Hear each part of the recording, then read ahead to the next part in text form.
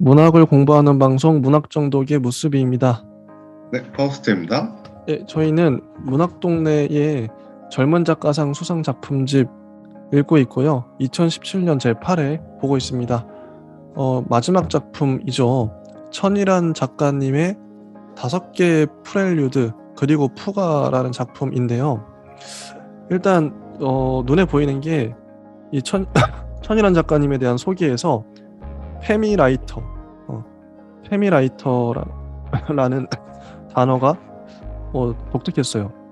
아마 페미니즘과 라이터, 그 작가를 붙인 것 같은 합성어 같아요.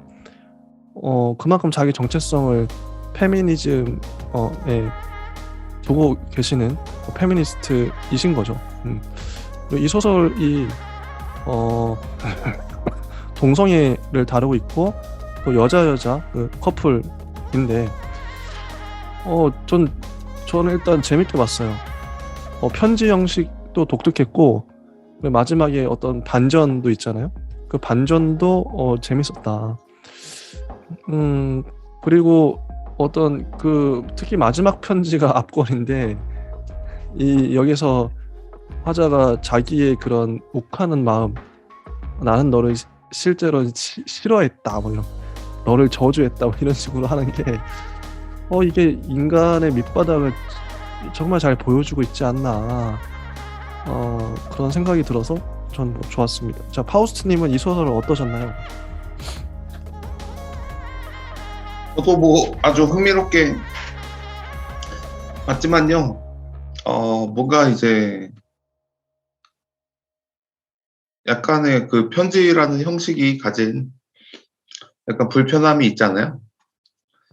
우리가 이제 그냥 선형적으로 소설을 쭉 따라 읽는 게 아니라 이제 편지라는 암호로 유추하게 되는 그런 느낌이 살짝 불편했지만 그래도 뭔가 좀 흥미로운 작품이었다는 거는 부정할 수 없는 것 같습니다. 이 얘기 좀 해봐야 되는데 편지 형식으로 쓰여진 소설이 있는 것 같긴 해요. 그게 많진 않지만 이런 식으로 서로 편지를 주고받는 거죠. 특히 단편에서는 써볼 만한 형식이다 생각을 하는데, 혹시 이런 편지 형식, 이 주고받는 편지 형식 좀 개인적으로 어떠세요? 어떻게 보십니까, 파우스트님? 저는 뭐 그렇게까지 뭐 좋아하진 않는데요. 선호하지 않는다. 왜냐하면 이게 마치 이제 2인칭인데 그 사람한테 보내는 이제 편지의 형식도 갖춰야 되고, 그리고 장면 묘사나 인물 묘사도 굉장히 좀 그 말하는 어떤 청자를 가정해서 하는 형식이라 조금 이게 좀 읽기가 음, 약간은 좀 버거울 수 있다는 생각이 듭니다. 하긴 진짜 편지 형식이 뭐 누군가의 수신자가 정해져 있어요. 이걸 받을 사람이 정해져 있죠. 그걸 우리가 훔쳐보는 느낌이 들고. 근데 이 소설, 그러면 이 소설에서 편지 형식은 적절했는가? 전 적절했다고 봐요. 선생님이 편지를 보내고 그걸 또 이 효주가 다시 이제 편지를 선생님에게 보내고, 이거 주고받는 형식인데 이렇게 쓸 수밖에 없었다. 파우스트님은 어떻게 생각하시나요? 이 소설에서 이 형식은 좋았습니까? 편지 형식. 저는 근데 네. 뭐 효주나 네. 차라리 뭐 선생님은 이렇게 좀 장황하게 아, 좀 이렇게 되게 뭔가 이렇게 마치 외국의 진짜 뭔가 뭐 학식의 높은 어떤 학자들이 나누는 대담처럼 네.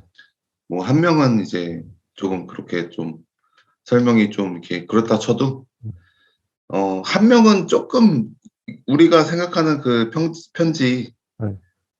정말 이렇게 뭐 안녕하세요 오늘 아, 뭐 날씨가 어땠죠? 네. 저는 뭐 잘 지내고요. 네. 저는 이제 임신을 했어요. 음. 그러니까 약간 되게 그냥 우리가 생각하는 어떤 대화 음. 그런 식으로 써졌으면은 조금 더 몰입을 할 때 음. 좀 잘 됐지 않았을까라는 음. 형식. 생각이 들었고요. 어. 그리고 선생님은 이렇게 물론 이제 그렇게 뭐 좀 장황하게 어떤 그 문학성을 위한 어떤 묘사나 네, 맞아요. 아니면은 인물이나 어떤 내가 생각하는 어떤 그런 철학적인 어떤 고뇌나 음. 고민이나 이런 거를 조금 더 훨씬 더 많이 넣어도 된다고 생각이 들고요. 어. 그래도 굉장히 좀 여기서 어떤 그 주제를 굉장히 어떤 인간의 어떤 삶의 고통을 음. 이제 다 그냥 관찰한 듯이 음. 보이거든요. 음. 그래서 이게 뭐 좀 깊을 수밖에 없는 그런 소설이었던 것 같습니다. 네. 일단 한번 들어가 볼게요. 네, 본격적으로 제목 얘기를 안 할 수가 없는데 5개의 프렐류드 그리고 푸가인데 이게 음악 형식이에요. 제가 검색을 해 봤는데 프렐류드라는 단어가 그 프리와 그 루드라는 그 단어가 인제 합쳐진 건데 프리는 앞이죠. 앞이고 루드는 어떤 연주래요. 앞의 연주. 그러니까 전주곡, 도입부 곡이죠. 전주곡이 프렐류드고 뭐 간주가 인터루드, 간주곡이 인터루드, 근데 후주곡이 포스트루드 이런 식으로 나눠진다고 해요. 그러니까 프렐류드라는 단어는 어떤 음악이 들어가기 전에 본격적으로 시작하기 전에 도입부에서 깔아주는 음악, 이 프렐류드고 그리고 푸가는 돌림 노래라고 합니다. 돌림 노래. 어 이 설명이 뭐 다성 음악 대위적 모방의 한 기법이라고 어렵게 나와 있는데 그 돌림 노래라고 보면 편하다고 해요. 그래서 이걸 풀이해 보면 5개의 프렐류드, 5개의 도입부, 어 5개의 전주곡, 그리고 푸가, 그리고 돌림 노래 뭐 이런 식으로 5개의 전주곡과 돌림 노래. 돌림 노래는 인제 선생님이 썼다가 효주가 썼다 그러니까 돌림 노래가 되겠죠. 근데 이게 좀 왜 프렐류드일까? 왜 하필 이게 5편의 편지인데 이걸 그냥 전주곡이라고만 표현을 했어요. 이게 왜 전주곡이죠? 파우스트님은 어떻게 생각하세요? 아무래도 뭐 그런 형식도 마찬가지로요. 네. 정보가 이제 좀 한계적이고 어. 마지막에 이제 반전을 주는 형태로 음. 이제 만들다 보니까요. 물론 이제 뭐였지? 효주를 네. 또 그 겉으로는 약간 위장해서 음. 너가 참 좋다. 좋은 애다. 음. 그리고 너의 엄마는 잘 떠났다. 맞아, 맞아. 그리고 이제 어떤 뭐 감정, 서운한 어떤 서로의 감정이 있으면 풀자. 네. 뭐 이런 어떤 뭐 화해나 어떤 무드를 뭐 앞에서 전주처럼 주다가 나중에 반전을 하는 매력이 있는데요. 저는 조금 더 숨겨도 된다고 해요. 어. 오히려 네. 진짜 엄마 얘기도 음. 맨 마지막에 그냥 다 빼버리고 어. 앞에 징후만 계속 준 다음에 전주처럼 네. 근데 이제 효주나 어떤 선생님은 어떤 죽음에 대한 그런 고착 때문에 곤충 한 마리가 막 매미 한 마리가 죽어 있는 거를 보고 있고 음. 막 비둘기 한 마리가 막 이렇게 뭐 죽어 있는 거 보고 있고 음. 저번에 막 비둘기 한 마리 죽은 걸 보았어요. 음. 저는 그 시체를 보면서 저는 아무런 말도 하지 않았어요. 뭐 이런 식으로 네. 뭔가 이게 앞에 전주가 조금 더 들어갔으면 어. 이제 읽는 독자로 뭐지? 뭔가 있어. 네. 이거는 그쵸. 뭔가 사건이 있어. 네. 근데 둘은 이제 알고 있지만 나는 몰라. 너무 궁금해. 어떤 건지 어떤 알겠네. 사건일까? 네. 예. 그렇게 하면은 더 좋았을 것 같습니다. 어. 아니, 이게 편지니까 편지의 또 장점이 두 사람은 이제 암묵적으로 알고 있는데 독자는 모르는 어떤 사건을 집어넣으면 그게 또 서스펜스가 돼서 도대체 무슨 일이 있었던 거야? 이렇게 추측해 보게 만들거든요. 근데 이거는 그런 게 없죠. 예. 이거는 이제 선생님이 효주를 속여 먹은 얘긴데 결국 속이고 살았죠. 이게 전반적으로 이제 좀 스토리를 말씀드리면 레즈비언 커플이 있었어요. 둘이 사랑을 했었는데 그 여자 커플인데 그 효주의 엄마가 인제 결국 인제 자기 효주의 엄마가 그 아버지가 좀 막 몸이 많이 아팠나 봐요. 아버지 때문에 어떤 남자와 결혼을 한 거죠. 원래는 그 사랑하는 마음도 없이 결혼을 하고 애를 낳은 거예요. 근데 아버지는 금방 돌아가시죠. 이게 뭔가. 그러면 인제 이 효주 엄마는 효주 그 아이와 아버지 그 남편한테 죄를 지은 셈인데 사랑하지도 않으면서. 남편은 바로 이혼해 버리고 떠나가 버리고 아이만 지금 가지고 있는 거예요 지금. 그 상태에서 어떤 외국에 간 것 같아요.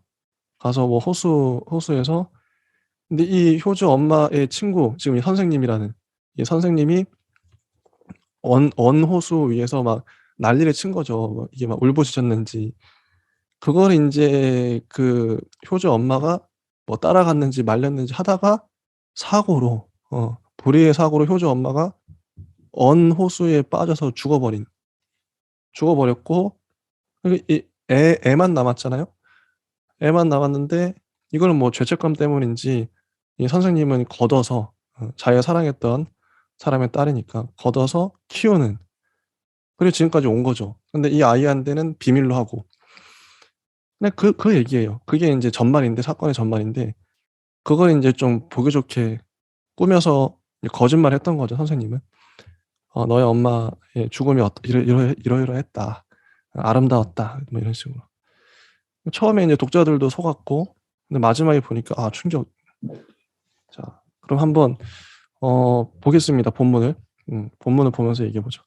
선생님께 어 선생님께 이 효주의 편지입니다. "이른 무더위와 함께 불멸의 날들이 지속되고 있습니다." 날씨 얘기를 해요. 근데 이게 전 처음 봤을 때 '아이 뭐 별거 아닌가 보다.' 했는데 다시 읽었을 때 이거 깜짝 놀랐어요. 자 이 부분 진짜 날씨 얘기가 괜히 나온 게 아닌 게 알프스의 나라 열기를 내뿜지 않는 낮고 낡은 건물들 선선하고 쾌적한 대기 같은 것을 말입니다. 그러나 곧 바젤의 날씨를 검색해 보고는 제 생각이 완전히 틀렸다는 걸 깨달았어요. 자 나오죠. 이 효주가 실제 날씨는 내가 상상한 날씨라 달라. 제 생각이 완전히 틀렸다는 걸 이미 여기서 본인 입으로 말하고 있어요.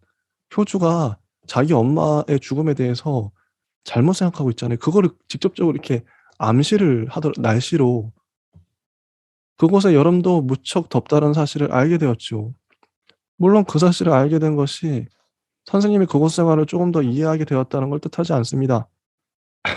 인간은 누구나 아주 모르지 않으면서 겨우 조금 아는 것에 사로잡혀 살아간다는 것을 새삼 떠올렸을 뿐입니다. 이 말도 이 문장도 의미심장하죠. 의미심장해요.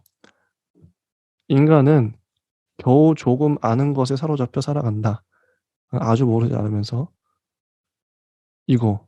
이것도 작가가 철이란 작가님이 독자들한테 직접적으로 얘기하고 있죠.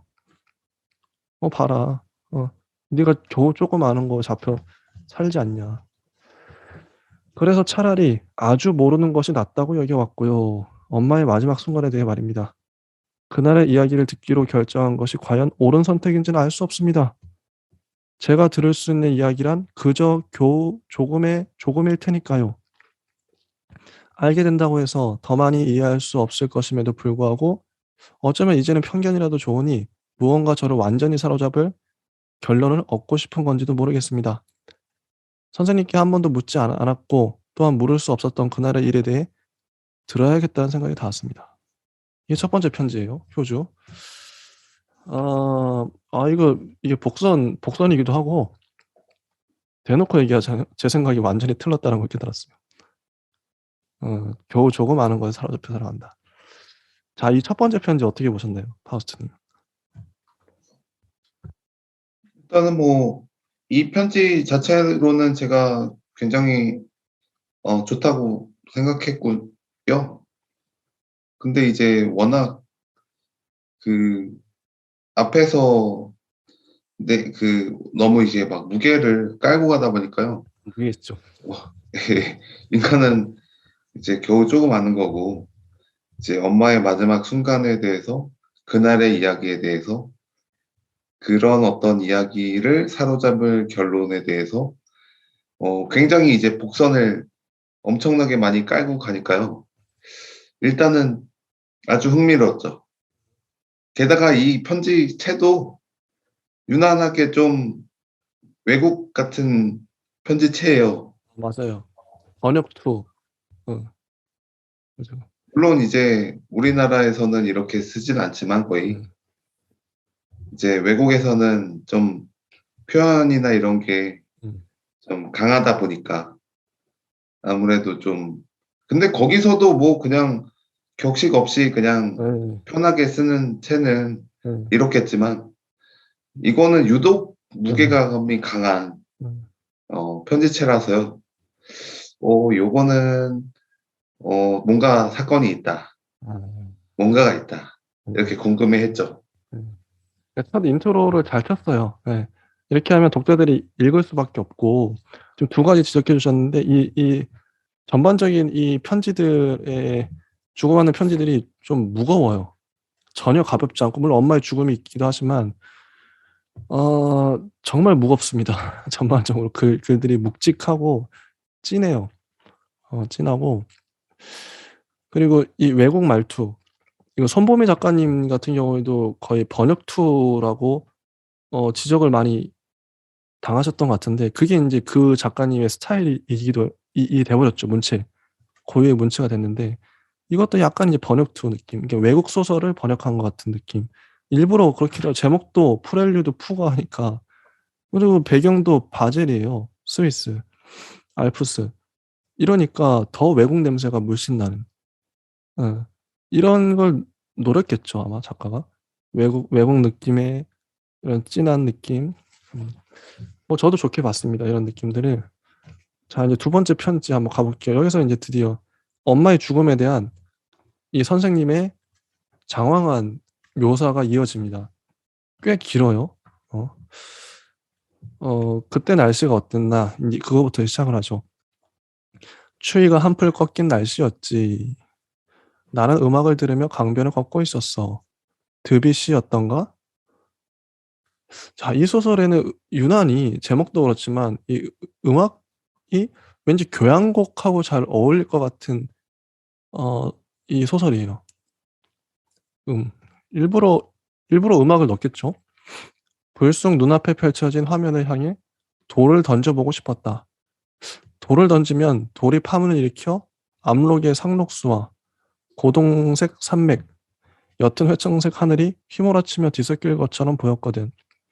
실제로 걸음을 멈추고 작고 표면이 매끄러운 돌을 하나 골라 허공을 향해 던져보기도 했다. 나이를 먹어간다는 걸 어느 때보다 자각하고 있는 때였지만 그런 감상에 빠질 만큼은 젊었고 그래서 잃어가는 중인 것들을 어떻게든 붙잡아 보고 싶기도 했지. 돌멩이는 허공으로 솟구쳤다가 엉덩이에 부딪혀 굴러갔다. 돌이 구르는 소리를 들으려고 잠시 이어폰을 빼기도 했어. 그러자 아주 먼 곳의 바람 소리와 발밑에 풀들이 바짝 말라가는 소리, 그리고 내 이어폰에서 흘러나오는 희미한 피아노 선율이 들려왔지. 그 풍경이 조금 무서워지더구나. 그때 한 여자가 멀리서 언강 위를 가로지르고 있었어. 네 엄마였다. 구동의 풍경을 휘젓고 있었지. 어떤 수채화 같은 풍경을 이 엄마가 휘젓고 있는 그게 그려져요. 아무튼 발목을 다 덮는 자줏빛 스커트는 풍경 안의 다른 색들을 모두 무채색으로 만들어버릴 만큼 강렬했지. 아름다웠다고 밖에는 설명할 수 없을 것 같구나. 걷는 것처럼 보이지 않았어. 작은 발을 얼음 위로 지치며 미끄러지는 것처럼 보이기도 했고 강의 중심을 향해 저절로 빨려드는 것처럼 보이기도 했다. 그 모습이 나를 홀린 것 같아. 다시 이어폰을 끼고 볼륨을 높였다. 그때 나는 내 행동이 비할 데 없는 잔인한 짓이 되리라고는 결코 생각하지 못했어. 세계가 오직 내 귓속에만 있는 유려하고 감상적인 음악에 맞춰 출렁이는 것 같았고 나는 그 움직임에 맞춰 내 내면에서 사라져버린 것 같은 절망이나 슬픈 감정을 느끼려 애썼다. 부정적이고 혼란스러운 관념어들을 떠올리면서 그것들이 고갈된 내 정신을 다시 날카롭게 벼려주기를 바라면서 말이다. 흐느끼는 것 같은 얼음 위의 치맛자락을 보며 깊이 상처받은 사람의 얼굴 따위를 상상하기도 했지. 근데 여기서 인제 우리가 좀 이게 어려운데 이 지금 선생님이 거짓말하고 있어요. 이게 아니잖아요. 원래 실제 사건이 이게 아니에요. 이런 적이 없어요. 친구랑 같이 엄마랑 같이 걷고 있었죠. 근데 지금 이런 묘사를 굳이 하는 이유가 뭘까? 이 묘사의 목적은 뭔가? 물론 속이기 위한 거지만 그렇게 단순히 말하면 또 할 말이 없고 이 여기서 그러면은 이 선생님이 주목하고 있는 이 묘사 진짜 공들여 묘사하고 있어요. 되게 길게 공들여서 왜 이러고 있을까요? 도대체 뭘 전달하고 싶은 걸까요? 파우스님은 왜 이렇게까지 한다고 보세요? 이 선생님이 지금. 근데 이게 네. 엄마가 음. 그 헤어지고 나서 이제 사별을 한 거죠? 그 엄마 엄마가 이게 둘이 다퉜죠. 예. 다투다가 실수로 인제 엄마가 죽었죠. 예. 아, 실수로 죽은 거예요? 아마 그럴 거예요. 일부러 죽이진 않았으니까요. 예. 호수에 빠져서. 어. 근데 엄마 인제 선생님의 친구의 딸이잖아요. 딸한테 이 편지를 보낸 건데 엄마가 왜 죽었는지 친구가 왜 죽었는지 근데 왜 이런 묘사를 하고 있냐. 이게 좀 어렵더라고요. 어떻게 보시나요? 아니, 실수로 죽인 거라고요? 실제로 죽인 게 아니라 엄마가 빠진 거죠. 아, 실수로 죽은 거라고요? 엄마가 선생님 말로는 그렇게 보여요. 뒤에 나오겠지만. 어 저는 그렇게 저는 아무리 봐도 처음에 엄마가 이제 뭐 약간 자살하는 자살 자살일 수도 있죠. 어떤 어. 광경을 음. 되게 막 섬세하게 음. 처음에 막 드뷔시의 음악을 들으면서 원강을 보면서 그것도 자줏빛 스커트를 입고 그냥 자살하는 거죠. 예. 예, 아름답게 빠지는 걸 보면서 예. 저는 뭔가 이게 뭐 '나사가 빠졌나?' 이런 생각도 있었지만 어. 물론 좀 진짜 이 상황에서 내가 그런 어떤 비극을 감추려면은 좀 앞에서 이제 좀 거리를 두는 좀 그런 비극 앞에 거리를 두는 어떤 뭔가 이렇게 포즈를 취하는데요. 어. 근데 이게 뭔가 좀 뭐 효과적이긴 한데요. 이 주제랑 이 어떤 편지라는 형식이랑 이제 또 이 앞에서 말하고 있는 어떤 프렐류드? 네. 프렐류드. 전주곡. 그거랑 이제 어울리긴 한데요. 이게 뭔가 나중에 어떤 이렇게 뭐 선명한 이미지로 예. 혹은 어떤 이런 사건이 우리한테 정말 이렇게 절망이나 어떤 고통의 이미지나 희망의 이미지로 뭔가 나중에 이 장면 자체는 좋은데요. 나중에 그냥 뭐 이렇게 다른 얘기 많이 해서 이 앞에 그 이미지가 좀 너무 좀 이렇게 쉽게 그냥 발화된 것 같아요. 그건 맞아요. 근데 선생님 저는 궁금한 게 그거 선생님이 어쨌든 효주를 속이는 건데 엄마가 자살한 그 내가 목격한 목격담을 이렇게 디테일하게 썼어요. 근데 왜 이렇게까지 디테일하게? 이게 아마 이게 지금 현재 시점에서 한 10년 전? 뭐 그 정도쯤인데 보면은 이런 식의 묘사인 거죠. 압록의 상록수와 고동색 산맥, 옅은 회층색 하늘이 휘몰아치며 뒤섞일 것처럼 보였거든. 그러자 아주 먼 곳의 바람 소리와 발밑에 풀들이 바짝 말라가는 소리, 내 이어폰에서 흘러나오는 희미한 피아노 선율이 들려왔지. 이 사람은 선생님은 되게 디테일하게 기억하고 있어요. 그때 당시의 장면들을. 근데 어쨌든 속이는 게 목적이라서 그런지 몰라도 디테일한 묘사를 하면 이 정도까지 내가 묘사를 하면 얘가 속아 넘어가겠지. 이런 마음이 있겠죠. 속이는 자니까. 근데 좀 엉뚱하게도 이걸 보면서 어 우리가 인제 뭐 누군가의 어떤 경험담을 들을 때 저 사람이 진실을 말하는가 거짓을 말하는가 이게 좀 판단을 해야 될 때가 있잖아요. 그럼 어떻게 말하면 진실이고 우리가 이제 프로파일러가 되는 거죠. 범죄 수사하는 것처럼. 이 소설을 다 읽고 난 다음에 이걸 다시 보니까 이 사람이 어쨌든 범인이라고 뭐 어쨌든 지금 속였으니까 이 서술은 어쨌든 거짓이에요. 우리는 결과적으로 알고 있죠.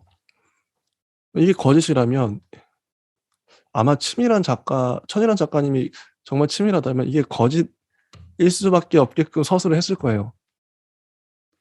우리가 그걸 발견 내가 너무 들어갔나? 발견을 해야 지금 하고 싶은 말이 그런 거죠. 이게 왜 이 진술이 왜 거짓일 수밖에 없는가? 그런 게 혹시 그런 실마리가 보이나요? 이것만 봤을 때 이게 진실인지 거짓인지 우리가 분간할 수 있을까요? 뒤에 내용을 모르고 이거 만약 효주의 입장에서 이 선생님 지금 거짓말하고 있네. 혹은 뭐 진짜 일어났네. 이렇게 이 서술만 봤을 때. 저는 뭐 너무 이게 디테일해서 음. 저는 완전히 그냥 실제 있는 화가 나는 거. 사건을 네. 보는 것처럼 생각해서요. 음. 이 압도적인 이미지에 딱 빠져서요. 그거예요. 나중에 막 그런 생각도 못 했어요. 나중에 다퉈서 그거예요. 그냥 지금 이렇게 자살한 줄 알았어요. 지금 말씀하신 게 딱 제가 생각하는 정답인데 이미지가 압도적이에요. 수채화를 보는 것 같고 풍경을 막 휘젓고 있죠. 그리고 아름다웠다고 자줏빛 스커트 아름다웠어. 어떤 미학적인 것도 말하고요. 그리고 뒤에 또 엉뚱하게 절망이나 슬픈 감정을 내면에서 느끼려고 그러는 감성적인 음악에 맞춰서 자기 혼자 이러고 있어요. 감상에 빠져서. 이래서 거짓이라는 거죠.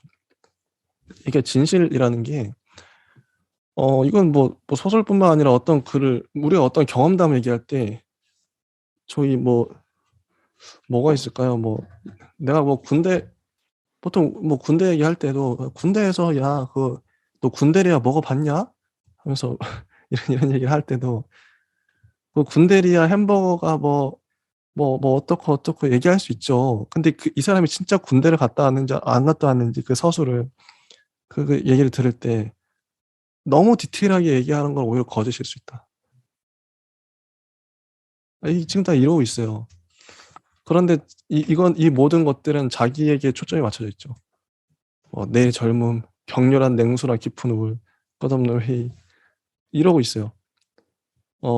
너무 감상적이고 이게 짜맞춘 거일 수도 있어요. 이게 지금 우리가 결과를 알기 때문에 이 거짓인 거 알고서 이걸 읽으니까 이렇게 보일 수 있는데 어 아무튼 천일환 작가님이 이것까지 계산하셨는지 모르겠지만 너무 디테일하면 오히려 좀 진실성이 우리 보통 아는 얘기들은 그냥 술렁술렁해요. 이렇게까지 디테일하게 못해요. 이거 어떻게 다 기억해 그때 당시에. 사람이 뭐 이거를. 그래서 오히려 좀 진실성이 떨어지는 게 아닌가. 음. 그때 내가 어떤 걸 느꼈지. 뭐 읽어보면 이런 거죠. 그 시절 나는 격렬한 냉소나 깊은 우울, 끝없는 회의가 다시 내게 속할 수 없다는 사실을 깨닫던 중이었다. 내가 내 인생에 일어나는 대부분의 일을 난해하게 여기지 않고 능수능란하게 해결할 수 있게 되었다는 건 내가 더는 혼란스러운 상념들에 붙잡히지 않아도 된다는 뜻이기도 했지만 동시에 내가 더는 그것을 견딜 수 없는 사람이 되었다는 뜻이기도 했어. 원래 이 사람은 그러니까 이 선생님은 격렬한 냉소, 깊은 우울, 끝없는 회의를 안고 사는 사람이었던 거죠. 근데 그걸 더는 견딜 수가 없대요. 더 이상 냉소하고 싶지도 않고 깊은 우울에 빠지고 싶지도 않다. 끝없는 회의도 싫다. 이런 상황. 음. 이거는 진실 같아요. 이거는 진실 같아요. 당시에 내가 이랬다. 뭐냐면 그 엄마와의 관계에서 엄마의 관계 또 세상이 나를 알아주지 않으니까 격렬한 냉소나 깊은 우울을 느꼈을 수 있죠. 그러니까 나는 시간이 나를 그렇게 몰아가고 있다고 느꼈다. 호출기가 울렸을 때 나는 이제 허구의 절망을 느끼려고 애를 쓸 수조차 없게 되었다는 생각을 했어.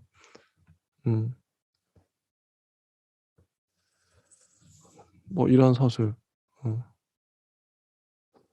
아무튼 너무 진해요. 너무 진하고 너무 진지해. 상황 자체가. 그 순간 내가 내 삶을 조소하고 있었다는 것도 좀 더 시간이 지난 후에 깨달았다. 나는 현실로 돌아와야 했어. 그때 유려하게 흐르는 피아노 선율 위로 희미하지만 둔탁한 소음이 들려왔다. 곧 다시 한번 소리가 들렸지. 얼음을 깨고 있었어.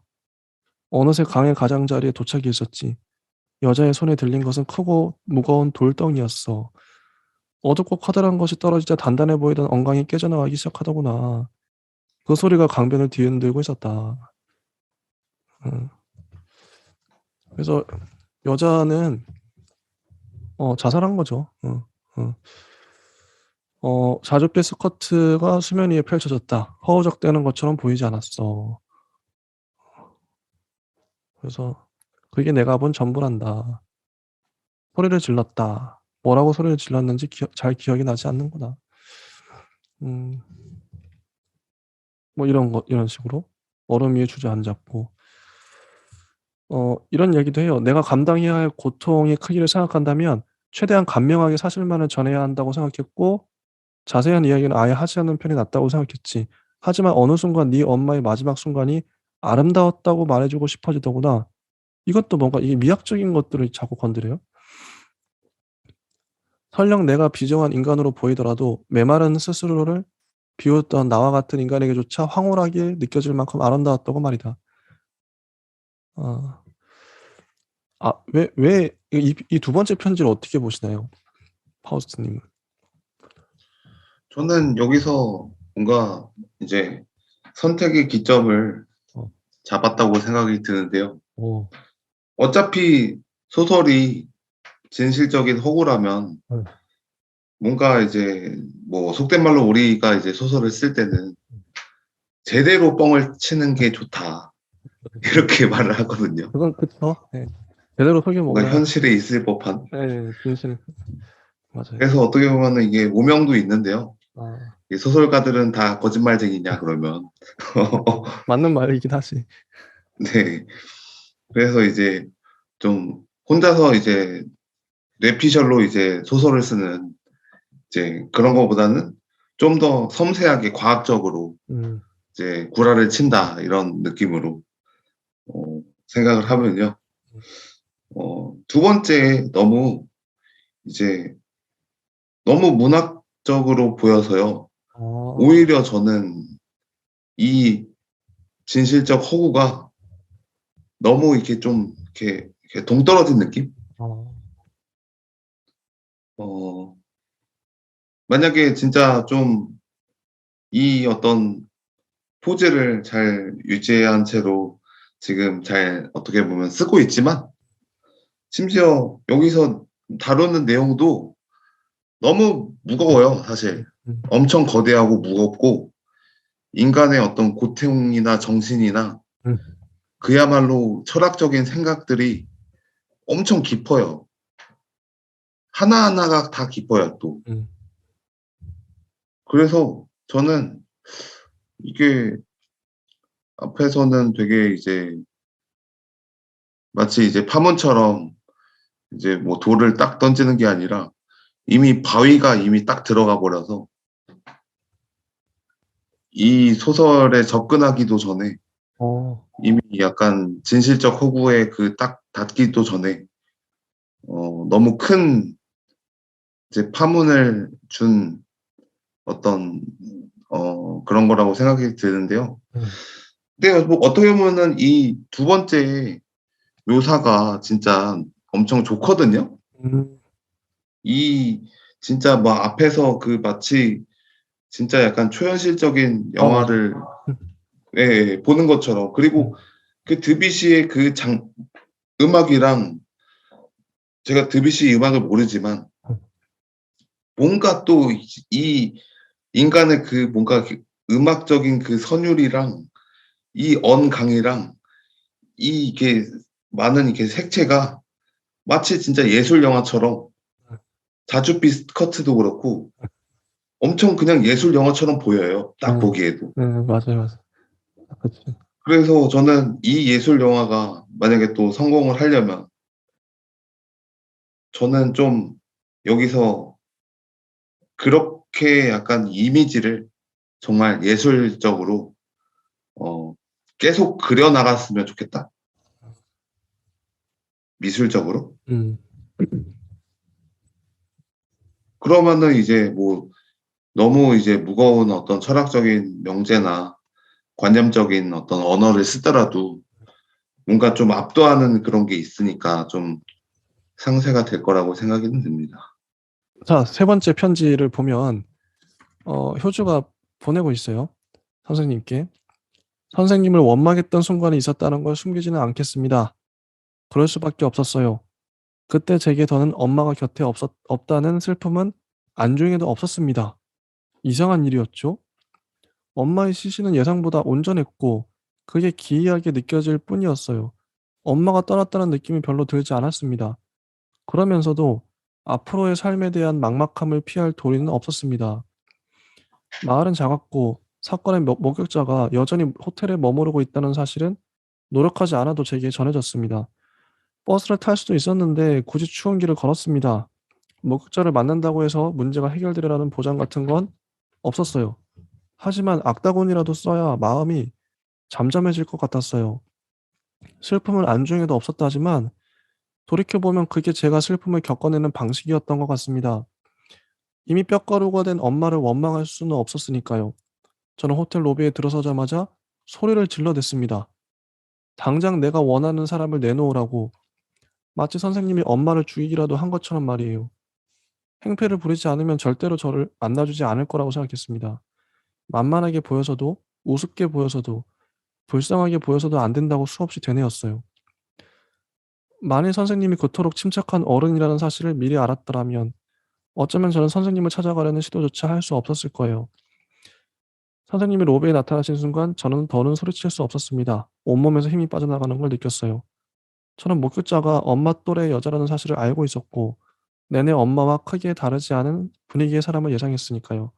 제 예상은 완전히 빗나갔습니다. 상하이가 한 벌인 파자마 위에 긴 코트를 걸친 선생님은 지방 도시에서 흔히 볼 수 있는 그런 여자 어른은 아니었어요. 초췌한 얼굴조차 기품 있게 보였습니다. 무엇보다 선생님은 사람들의 시선을 아랑곳하지 않으셨어요. 어, 눈치를 안 봤다는 거죠. 방으로 가자. 울지 말자고 다짐을 했는데 왈칵 눈물이 쏟아졌습니다. 방으로 가자. 선생님은 막 잠에서 깨어나 처음으로 입을 연 사람처럼 잠긴 목소리로 말씀하셨습니다. 그 목소리가 한적한 로비를 울릴 때 저는 암담한 미래에 대한 생각을 잠시 접어둘 수밖에 없었어요. 다정하지 않지만 차갑지도 않은 눈, 속마음을 쉽게 읽을 수는 없지만 짐작할 수 있을 것만 같은 그런 눈빛이었습니다. 방으로 가자. 선생님께 의지해 살아온 지난 15년간 제게는 그 말이 곧 선생님이었습니다. 결국 그 말을 따라 이제는 너무나 익숙한 이 집에 살게 되었으니까요. 분명 엄마에 대한 기억이 떠오르리라 생각했는데 오히려 떠오르는 것은 선생님과 보낸 날들입니다. 보내주신 편지를 읽는 내내 선생님과 처음 만난 순간의 기억이 생생하게 되돌아왔습니다. 어, 이제 엄마와의 기억은 멀리에 선생님과의 기억은 이토록 가까이에 있네요. 제가 엄마와 처음으로 눈을 맞춘 순간은 기억할 수 없지만 선생님을 처음 만난 순간만큼은 결코 잊을 수 없을 테니까요. 선생님의 편지를 읽고 명확해진 것은 별로 없습니다.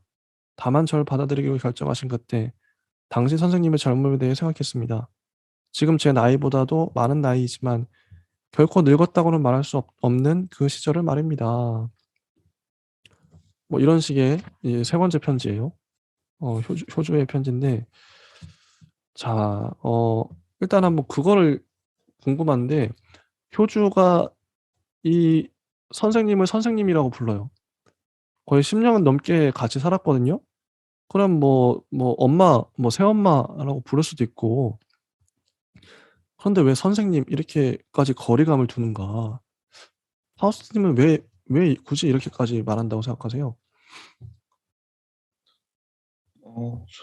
저는 이것도 너무 그 눈에 약간 더 전조를 그죠.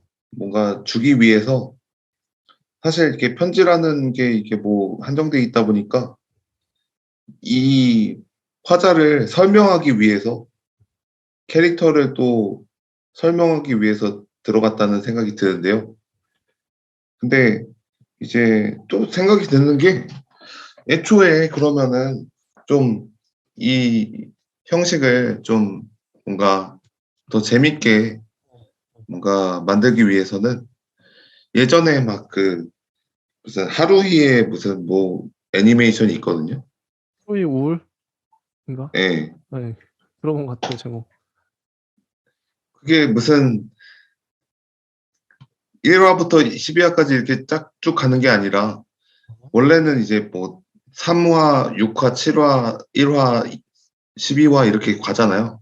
네. 근데 왜 그렇게 생각하냐면 이 세 번째 편지가 처음에 오면은 뭔가 좀 더 그 처음에 전조했던 어떤 긴장감이나 그리고 약간 좀 이렇게 처음에 그 목격자를 만났는데 엄마의 시신을 목격했다는 사람이 있는데 그 목격자의 어떤 뭐 이렇게 옷차림이나 어떤 이렇게 뭐 초췌한 어떤 안색이 이렇게 됐다는 거에 딱 집중을 하게 되니까 이제 소설에 이렇게 딱 점이 그 화자한테 딱 되어서 이게 집착이 되어서 그 뒤로 이게 딱딱 들어가는 형태로 갈 수도 있겠다는 생각이 드는데요.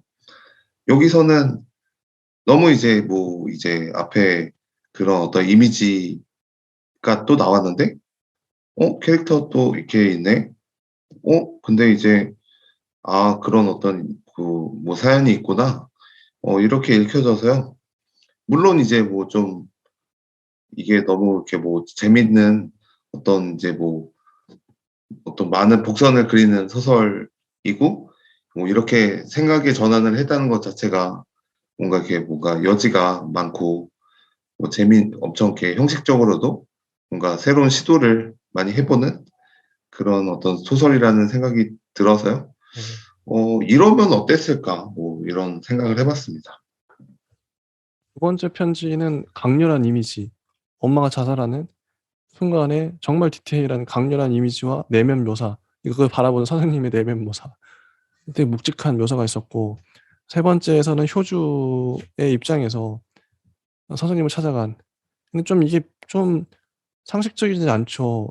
본인도 밝혔지만 엄마가 곁에 없다는 슬픔은 안중에도 없었습니다.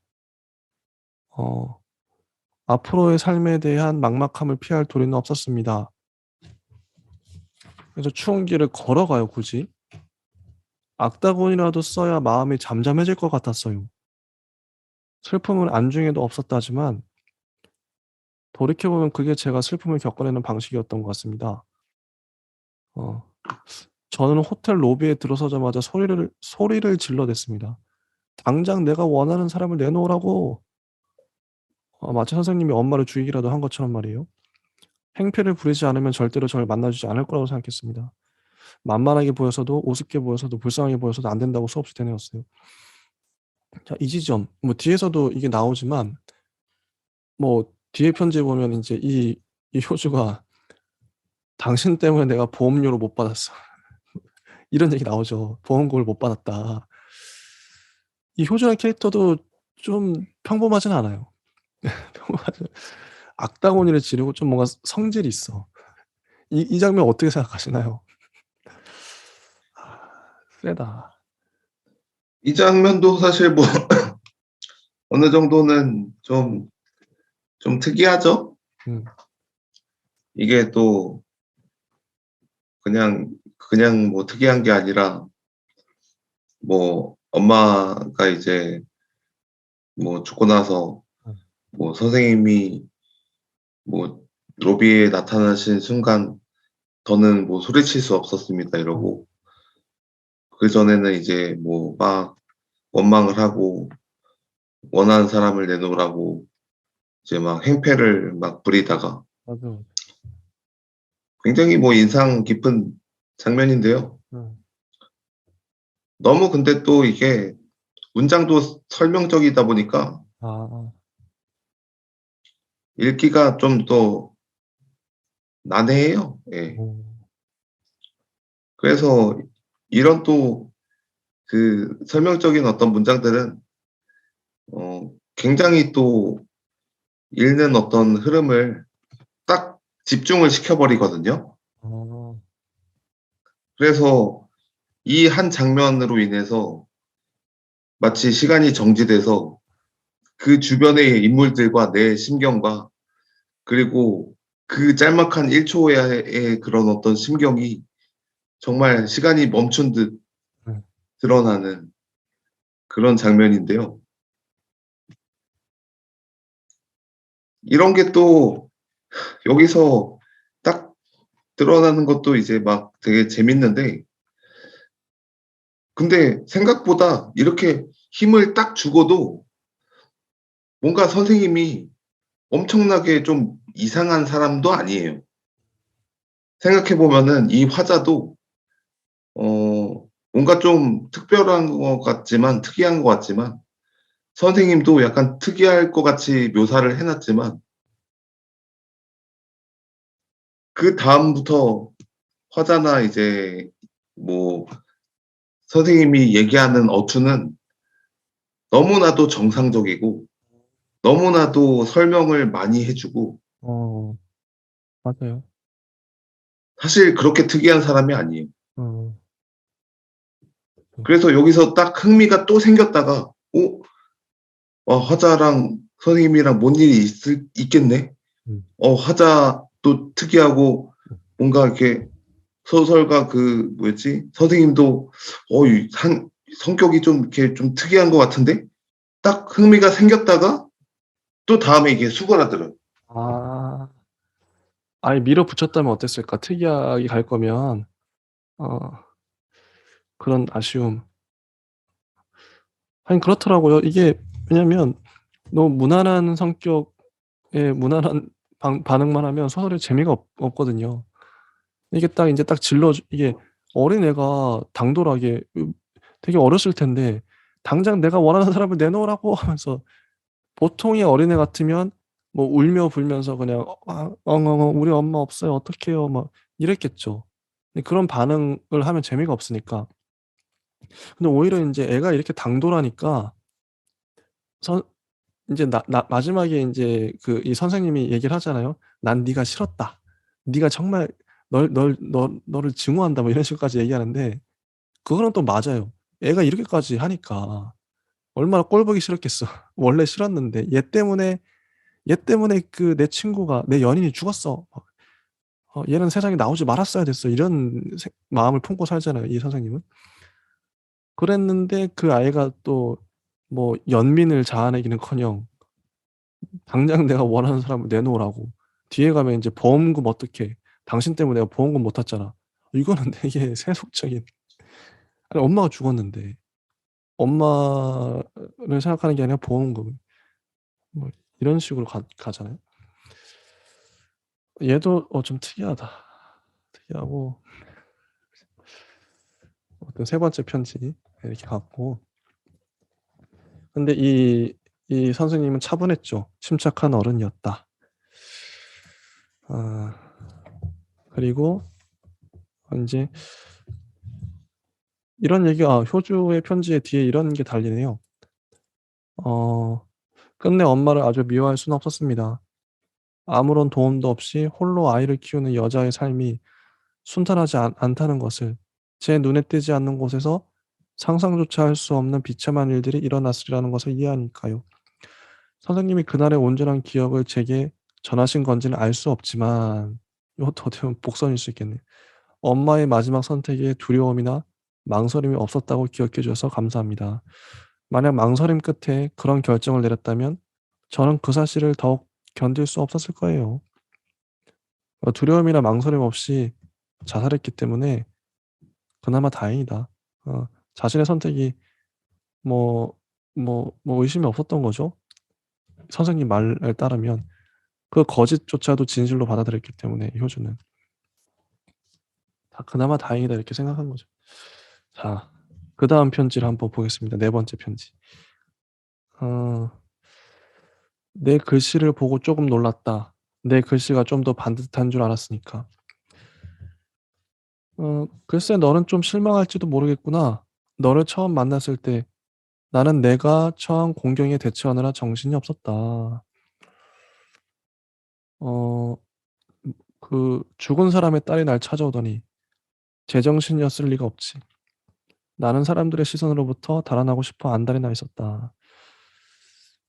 의연하지만은 않았어. 어, 뭐 이런 거. 음, 너는 방에 들어가자마자 혼이 빠진 사람처럼 의자에 주저앉았다. 이게 좀 결정적인 장면인데, 앉았다기보다는 쓰러지다시피 했지. 내가 준 물 한 잔을 마시고 나서야 겨우 몸을 일으켰고 통통 부은 눈으로 나를 똑바로 올려다보며 말했다. 이제 내게는 남아있는 것이 아무것도 없다고 말이다. 그건 의외였다. 나는 네가 내게 엄마의 죽음에 관해 물을 줄로만 알았지. 너를 지극히 보살펴온 엄마가 널 두고 목숨을 끊을 리 없다고 내 증언을 철회해 주길 바랄 줄로만 알았던 거야. 네가 내 증언 때문에 보험금조차 받을 수 없게 되었다는 이야기를 하리라고는 상상도 못했지. 이걸 하는 이 선생님의 마음에 지금 부글부글 끓고 있을 거야 아마. 이런 사람이 죽었는데 네 엄마가 죽었는데 보험금 얘기를 해? 이런 거겠죠. 지금 심정 아마 감추고 있는 것 같아요. 욕을 막 하고 있을 거예요. 마음속은. 너는 갈라지고 떨리는 목소리로 흥분을 억누르며 내게 말했다. 너와 내 관계를 결정한 건 내가 네게 한 말이 아니었다. 네가 내게 한 말이었지. 아마도 네 말이 내 예상을 벗어 빗나가지 않았다면 나는 어떻게든 그냥 널 돌려보내고 소리 없이 마을을 떠났을 거야. 아직도 그렇게 생각하는데 이것도 거짓말이죠. 이 말 때문에 맡은 게 아니라 네가 내 연인의 딸이니까 어쩔 수 없이 내가 거둔 거잖아요. 근데 그 말 때문이 아니라 어쨌든 거짓말을 계속 하고 있는데 내 증언 때문에 소송에서도 이길 가능성이 희박하다고들 했어. 소송 얘기하고 보험 얘기를 하고 있어요. 엄마가 죽었는데. 물론 그때의 너는 미성년자였으니 법적 대리인 없이 보험금을 수령할 수조차 없었겠지만 그게 가능했더라도 그 보호자가 내가 되어야 할 필요는 없었을 거다. 널 맡아줄 가까운 친척 내 아버지를 찾아봤지만 모두 허세였어. 결국 이제 이 선생님이 맡아준 거죠. 음. 무엇보다 내 눈에 비친 너라는 아이는 약간의 도움만 있다면 충분히 자신의 삶을 홀로 꾸려나갈 수 있을 만한 인간이었지. 아. 자, 이 편지. 저는 이 장면이 정말 어 이해가 가요. 이 선생님의 그 분노가 이거 어떻게 보셨나요? 이거 좀 되게 독특하죠. 애가 엄마 주가 찾아왔는데 당신 때문에 당신이 말한 것 때문에 보험금 못 받는다고 우리 엄마가 자살했기 때문에 이런 얘기를 하고 있어요. 어떻게 보셨나요? 근데 이거는 뭐 이게 뭐 처음에 읽었을 때는 이 뭐 장면이 뭐 이게 내가 엄마의 죽음에 물을 줄만 알았지 뭐 너를 지극히 보살펴온 엄마가 널 두고 목숨을 끊을 리 없다고. 그리고 뭐 보험금에 대한 어떤 얘기를 하는데 저는 뭐 딸이 이제 그렇게 막 엄청 뭐 보험금을 타기 위해서 막 저기 뭐야 이 사람한테 막 분노와 뭔가를 한다는 거는 근데 이 사람은 그렇게까지 분노를 한 것 같진 않고 아마 그냥 딸이 이제 뭐 그 여자애가 뭐 너무 이제 분노에 차서 "아니 어떻게 엄마가 어떻게 죽을 수가 있어." 막 근데 나한테 보험금이라도 뭔가 있어야지 뭐 살아남을 것 같은데 당신이 증언해서 보험금마저 없으면 나 어떻게 살란 말이야. 이러는데 그냥 이 화자는 그냥 뭐 안타까운 심정으로 그 정도까지 막 생각하진 않고요. 음. 엄마가 죽은 걸로 보험금 타겠다 이건 아니고 그냥 나 이제 혼자서 어떻게 살라고 맞아요. 이 뭐 "보험금 당신 직원 때문에 못 하는데 나 혼자 어떻게 살아." 막 이렇게 투정을 분노를 부리는 거를 이제 뭐 그 여자애가 근데 화자는 그리고 이 편지에서도 맨 마지막에는 이제 막 애증의 그런 음. 막 그런 어떤 얘기를 했지만 사실은 이 여자 때문에 이 딸 때문에 결국에는 아버지가 그 어떻게 보면은 딸이 이제 생겼고 손녀가 생겼고 맞아요, 맞아요. 그 손녀랑 이제 네. 알콩달콩하게 또 잘 살았거든요. 맞아요, 맞아요. 그래서 예. 그래서 어떻게 보면은 여기서 이 화자가 이 딸을 이제 입양한 거는 거는 사실은 어떻게 보면은 당연한 약간 수순인데 음. 약간 이렇게 앞에서 이제 "이렇게, 이렇게 해서 이렇게 했다 내가." 그리고 나중에 후견인으로 바로 결정한 건 아니겠지만 "내가 이제 뭐 이렇게, 이렇게 해서 너한테 후견인을 했다. 내 경제력도 괜찮고 그리고 우리 아빠도 너 좋아했다." 이렇게, 이렇게 막 설득을 하는데요. 결국에 여기서 느껴지는 이 딸아이한테의 호의랑 그리고 이 화자의 어떤 되게 뭐 관념적이고 되게 그 철학적인 어떤 뭔가 성숙한 뭔가 느낌의 생각들은 여기서 막 분노를 하는 건 아니라고 생각을 들어요. 네. 그럴 수 있겠네요. 네. 네. 이게 선생님도 양가적인 감정을 느끼고 있어요, 이 아이한테.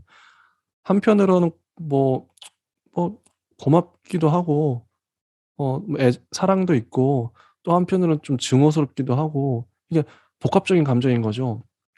그래서 이 소설이 더 깊어지는 것 같긴 해요. 뭐 단순히 "너는 뭐 나의 원수야." 이런 것도 아니고요. 그 원수이면서 또 사랑하는 내 딸이기도 하고 그런 거죠. 자, 다음 편지를 보겠습니다. 이건 인제 효주가 보낸 편지인데 "할아버지는 키우던 식물 대부분을 처분하기로 하셨습니다." 식물 얘기를 하죠. 할아버지 얘기가 나옵니다 또. 자, 제일 처음에 그 집에 도착했을 때의 분위기를 설명을 해요. 어 대문 안으로 들어서자마자 펼쳐진 정원의 풍경을 보고는 완전히 겁에 질려 버리고 말았습니다. 초록으로 뒤덮인 산도 겨울이 되면 을씨년스럽게 변하는 법이라지만 수목과 잔디가 반듯하게 정돈된 앙상한 정원은 더욱 기묘한 느낌을 주었지요. 선생님의 다정한 제안과 별개로 그 집의 첫 인상은 될 것 같은 차가움이었습니다. 이런 느낌이었죠. 차가움, 기묘한 느낌. 이게 아마 이 아이도 느꼈던 것 같아요, 선생님으로부터. 그러니까 지금 세월이 흘러서 선생님의 애정이 생겼지만 당시에는 미워하는 마음이 압도적으로 컸을 거예요. '아이씨 얘 때문에 내 연인이 내 친구가 죽었잖아.' 그 되게 원망하는 마음, 이게 엄청났을 거란 말이죠. 그 차가움, 될 것 같은 차가움 느꼈던 것 같아요. 제가 모두에게 불편한 손님일 거라는 생각만큼은 떨칠 수가 없었어요. 느낀 거죠, 그 공기를. 근데 거실로 들어서는 순간 모든 게 바뀌었습니다. 거실은 완연한 초록이었어요. 세계의 온도가 급변하는 걸 느꼈습니다. 그래서 동시에 느껴요. 차가움과 따뜻함을. 동시에 느끼고 고모들은 말을 많이 건네죠. 할아버지 얘기도 나오고, 할아버지가 이제 밤에 이제 물 마시러 가는데 할아버지 발견해서 뭐 가재발 선인장 주시죠. 그리고 이야기를 하십니다. 세상에 얼마나 다양한 식물들이 있는지, 뭐 막 이런 식물이 있다, 저런 기생식물 있고 막 얘기하다가 의미심장한 얘기를 또 할아버지가 하세요.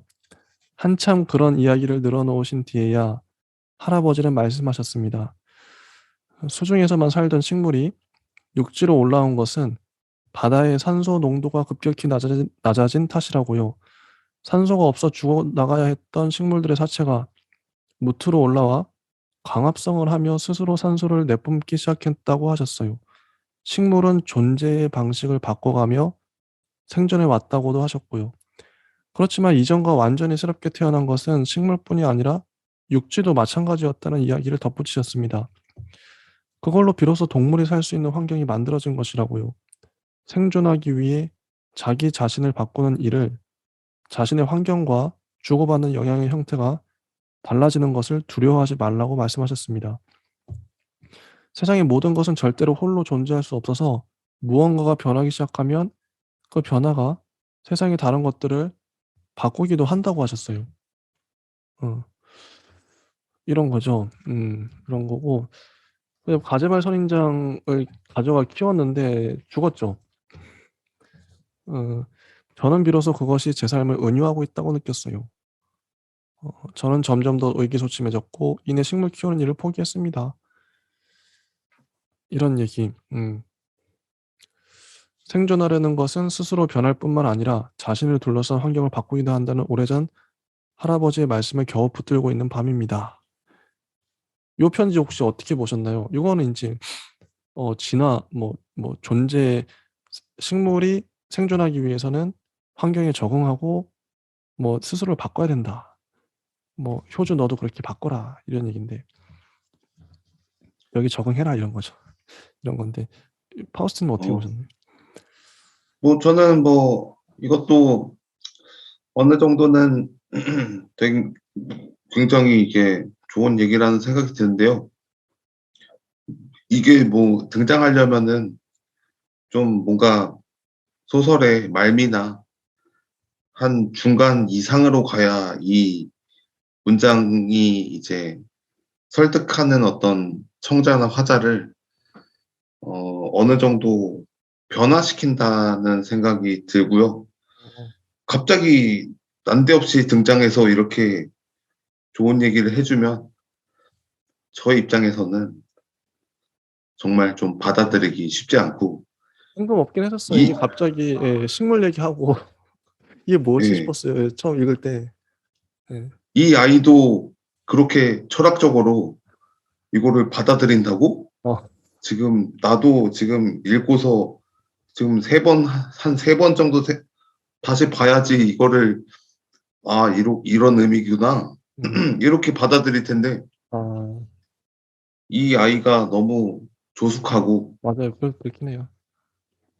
심지어 이 따로따로 이제 막 첫 번째, 두 번째, 세 번째, 네 번째, 다섯 번째 편지가 각각 하나 소설로 따로따로 써도 될 정도로 아 무게를 엄청나게 담고 있어요 진짜 너무 이게. 무거워. 너무 무거워.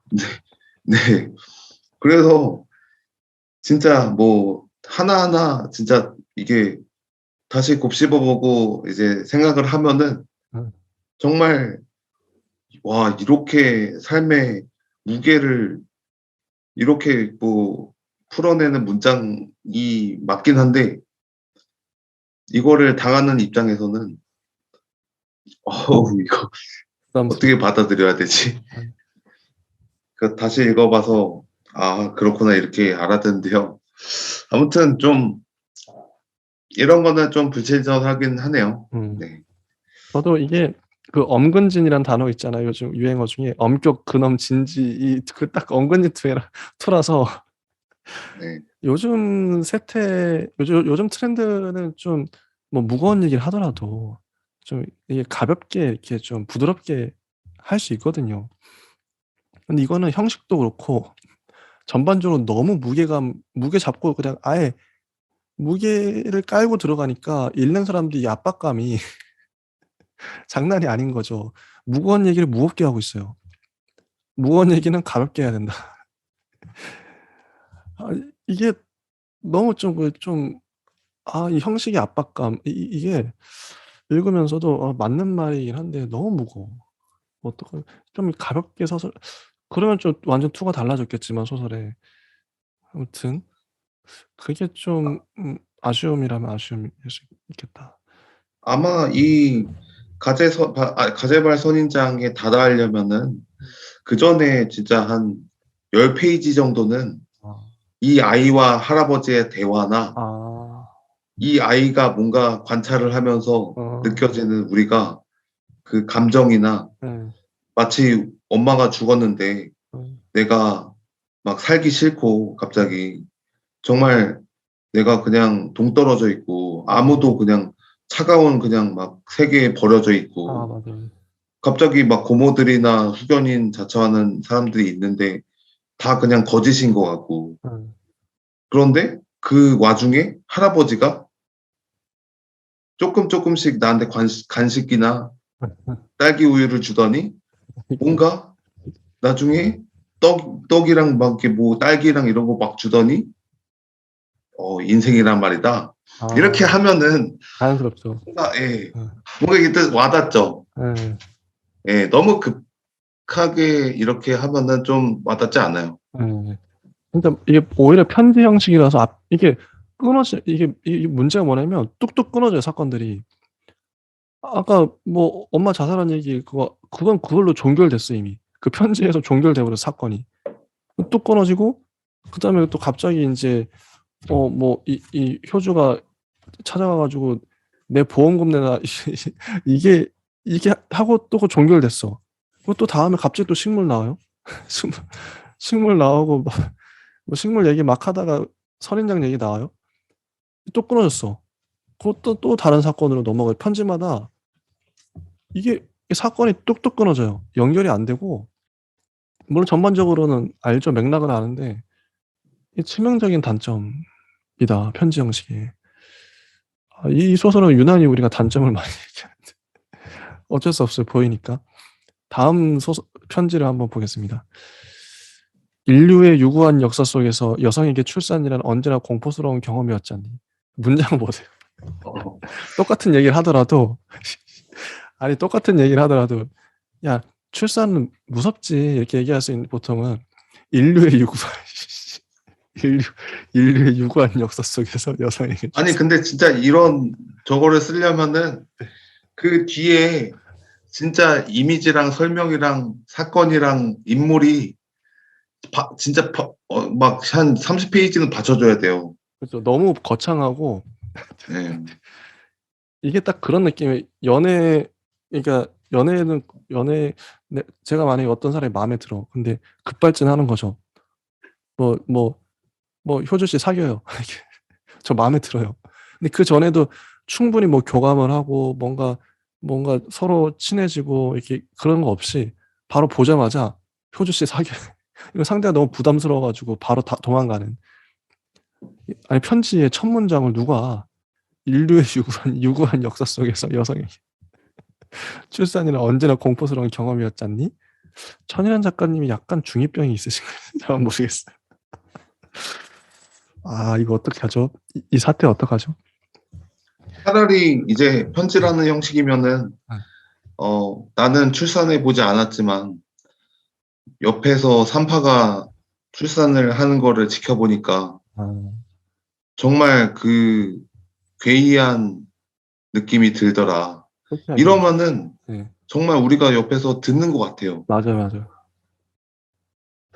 그러니까 이게 인류의 유구한 왜 인류가 왜 인류 유구한 역사가 왜 나? 아 너무 무겁다. 아, 그래서 뭐 네가 출산하니까 이런 얘기 하는 건데 참. 내가 부모님께 처음으로 여자를 사랑한다고 고백했던 날이 떠오르는구나. 나는 엄마에게 먼저 그 사실을 털어놓았어. 가부장인 아버지보다는 엄마 쪽이 편했으니까. 내 기대는 완전히 엇나갔지. 그분은 날 끌어안으며 다시는 누구에게도 이 이야기를 하지 말라고 말씀하셨지. 이제 자기가 이제 그 아우팅을 할까? 레즈비언이라는 걸 밝히는 거죠. 떨고 계시는 게 온몸으로 느껴졌고 차디찬 얼음 바늘이 내 혈관을 따라 흐르고 있는 기분이 들었다. 그러면서 뭐 아버지한테도 전화를 걸었고 뭐 호프집으로 가서 아버지한테 얘기했죠. 음. 그러면서 뭐 이게 이제 뭐 레즈비언의 경험을 얘기하는 편지 같아요. 요 분위기 자체가. 우리가 이전 작품에서도 그, 그 최은영 작가님의 그 여름이라는 작품에서도 그런 얘기 잠깐 그 여름이라는 작품은 이제 사랑이 메인이고 레즈비언이 겪는 어떤 뭐 부당한 일들 그런 건 약간 이제 좀 소스 정도로 양념 정도로 나갔었는데 여기도 딱 그런 느낌이 들기도 하고 그리고 네가 나타났다. 네 이야기를 들은 아버지는 마치 내가 자식을 얻게 된 것처럼 기뻐했어. 언니들이 아이를 낳았을 때보다 훨씬 더 기뻐했지. 그때 처음 알았다. 결국 그도 어쩔 수 없는 가부장이었다는 걸. 아버지가 내가 바라는 세계를 주려고 고통스럽게 진화하고 있었다는 사실을 말이다. 모순된 감정이 들었어. 하나는 모종의 죄책감이었고 다른 한쪽에 배반감이 있었지. 이런 거죠. 나는 부모로서 지고 견뎌야 하는 모든 책임에서 자유로우면서도 부모가 되어야 얻을 수 있는 것들을 너로부터 얻었다. 이게 아까 말했던 너를 만남으로 인해서 나와 우리 아버지가 얻었던 이득이랄까? 그런 거죠. 그리고 은유란 선명하고 매혹적이지만 때로는 그 아름다움이 우리를 미혹한다는 것을 잊지 마라.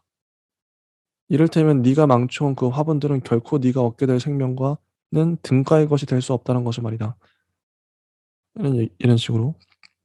자, 이 편지 어떻게 보시나요? 요 편지는. 저는 네. 이 편지는 아주 그냥 제 생각에는 좋다고 생각하는 게요. 오, 뭔가 여기서 이제 모순된 감정이 드러나고 죄책감이나 배반감이나 세상의 편견, 음, 아버지, 온당한 이해 이런 게 좀 식물이랑도 섞이고 앞에 내용이랑도 좀 이렇게 자연스럽게 섞여서요. 어, 이 인물까지 가는데 이렇게 앞에를 서술했구나. 아, 이렇게 생각이 들 정도로 이 감정이 이제 이해가 된다. 음, 뭔가 이게 딸을 데려왔는데 근데 오히려 딸한테는 별로 관심이 없어. 어, 양가적인 애증의 감정이 있긴 하지만 음, 오히려 아버지가 내가 딸을 가졌다고 하는 게 뭔가 배반감이 느껴지고 음, 가부장적인 어떤 환경. 음, 근데 또 아버지가 또 그렇게 하니까 또 안도감이 들고 음, 또 작은 언니나 이제 뭐 다른 사람들이 그런 이제 조언을 해주는 거를 또 어떻게 보면 이 애가 잘 극복해 나가는 거를 이제 뭐 내가 이제 응원을 해주면서 뭔가 이렇게 딱 그 겹쳐지는 딱 감정이 여기서 딱 느껴지거든요. 음, 그래서 여기는 정말 뭐 좋은 말로는 다른 이제 화자들이나 다른 뭐 전국에 있는 혹은 해외에 있는 모든 이렇게 화자들에게 들려주고 싶은 뭔가 그런 메시지 음, 그리고 내가 그런 생명의 등가가 될 수 없다는 어떤 그런 아름다움을 그리고 내가 처해온 환경을 이렇게 보여주는 음. 이런 것들이 저는 여기에서 이제 딱 겹쳐서 잘 보인다고 생각이 들고요. 오, 앞에는 조금 어울리지 않았죠. 오, 갑자기 서정 시였다가 음. 갑자기 예술 영화였다가 아, 맞아요. 맞아요. 딱 정확한 비유. 예. 갑자기 또 할아버지 앞 와인은 조숙하고 막 갑자기 막 철학적인 얘기하는 예. 사람 대화였다가 여기서 그나마 이제 그 장면이 겹쳐지는 것 야, 같네요. 절묘한 비유네요. 그러니까 여러 단편 영화들이 다 섞여 있는 거죠. 여기서. 어, 그러니까 이게 한 가지 톤으로 가면 좋을 텐데, 여러 톤들이 다 섞여 있으니까 중구난방으로. 근데 이게 만약에 노리고 쓴 거면, 뭐, 그 효과를 노렸다 그러면, 할 말이 없지만, 노렸을까요? 작가님이? 이렇게 읽어주길 바라고 이렇게 썼을까요? 아니면, 그래서 예, 저는 이거를 예, 진짜 5개의 편지를요, 예, 좀 이게 막 바, 다 이렇게 막 바꿔서 1, 2, 3, 4, 5가 있으면은 예. 5, 4, 3, 1, 5, 3, 1, 2, 뭐 이런 식으로 한번 이렇게 다 바꾼 다음에 처음이나 마지막이다 이거를 이렇게 읽어보라 했으면은 또 어떻게 보면 자연스러울 수 있을 것 같아요. 지금은 너무 뭔가 끼워 맞춘 것 같고 약간 좀 이렇게 막 그 너무 약간 이렇게 뭔가 그런데요. 이거를 이거를 다시 그냥 재배치해도 뭔가 이렇게 또 소설이 또 달라질 것 같아요. 아, 진짜 말씀하신 게 맞는 게, 이거를 지금은 이 편지란 형식이기 때문에 이게 우리가 굳이 순서대로 안 읽어도 뭐 두 번째 뭐 편지부터 뭐 세 번째, 네 번째 이렇게 왔다 갔다 하면서 읽어도 괜찮을 수도 있겠다. 어, 어, 재밌네요. 이걸 노렸나? 작가님께서. 그런 생각도 들고. 그래서 저는 이거 아까 마지막 문장, 은유란 선명하고 매혹적이지만 때로는 그 아름다움이 우리를 미혹한다는 것을 잊지 마라. 이 문장도 뭔가 의미심장했어요.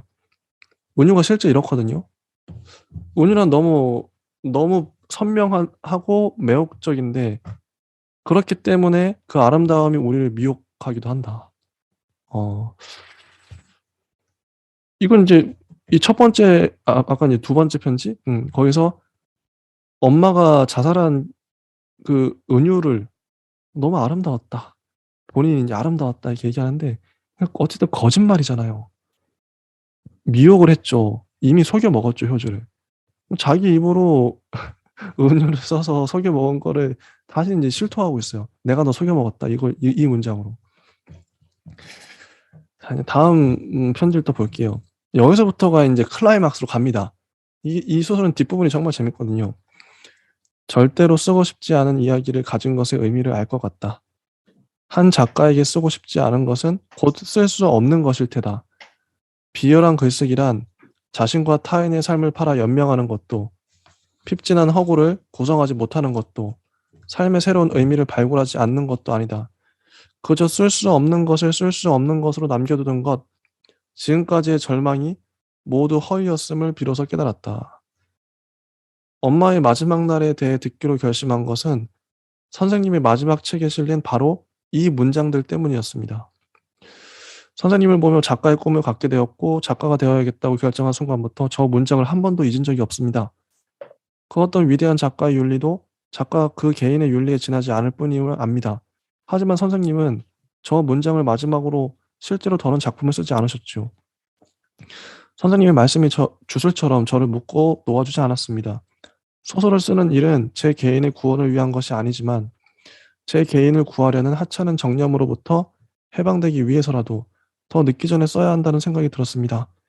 아마도 선생님의 젊음이 지금의 세상에 속한다면 선생님도 조금 더 빨리 그 비밀의 구석에서 자유로워지셨을 테지요. 그 사실이 무척 안타깝습니다.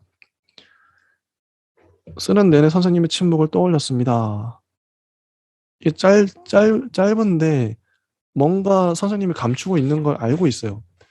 야, 쓸 수 없는 것을 쓸 수 없는 것으로 남겨두는 것? 그게 뭐지? 뭔가 숨기고 있는 거 아는 거죠. 이 효주도. 자, 요 편지 어떻게 보셨나요? 저는 뭐 어느 정도 처음에 또 너무 문장에 힘을 주고 있어서요. 네. 이거는 거의 뭐 비트겐슈타인이나 철학서죠. 네. 거의 이제 뭐 말할 수 없는 거에 대해서는 침묵해야 된다. 뭐 이 정도의 급의 어떤 문장인데요. 물론 이제 뭐 이렇게 저희가 알고 있는 거랑 다르긴 하지만 비트겐슈타인이. 근데 여기서도 이제 어떤 작가에 대해서 그리고 개인의 윤리에 대해서 작품에 대해서 얘기를 해요. 여기서 뜬금없이. 어, 그러면은 이것만으로도 사실 엄청난 철학적 논제거든요. 그러면 작가는 어떤 것을 말할 것이냐.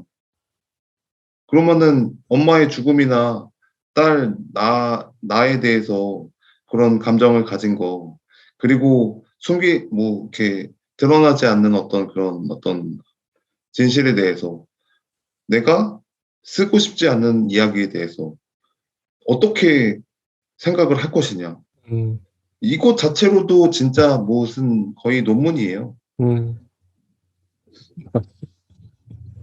그래서 저는 여기서 뭔가 진화와 생장이라는 카테고리로 뭔가 좀 더 개인의 구원으로 뭔가 엮을 수 있으려면 결국에는 여기서 이제 네 번째로 진화하는 거는 결코 이제 말할 수 없는 진실, 침묵해야 하는 어떤 진실, 그런 거에 대해서 우리가 생각하는 그런 건데요.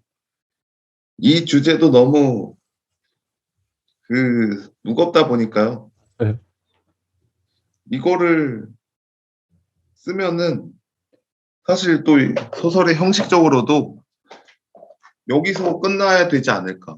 어, 그리고 나서 편지가 딱 끝났는데 이 마지막에 선생님이 음, 또, 얘가 이제 딸이 조금 더 성장해서 어떤 이제 뭔가 계기가 있으면은 이 편지를 전해달라. 음, 이런 게 있잖아요.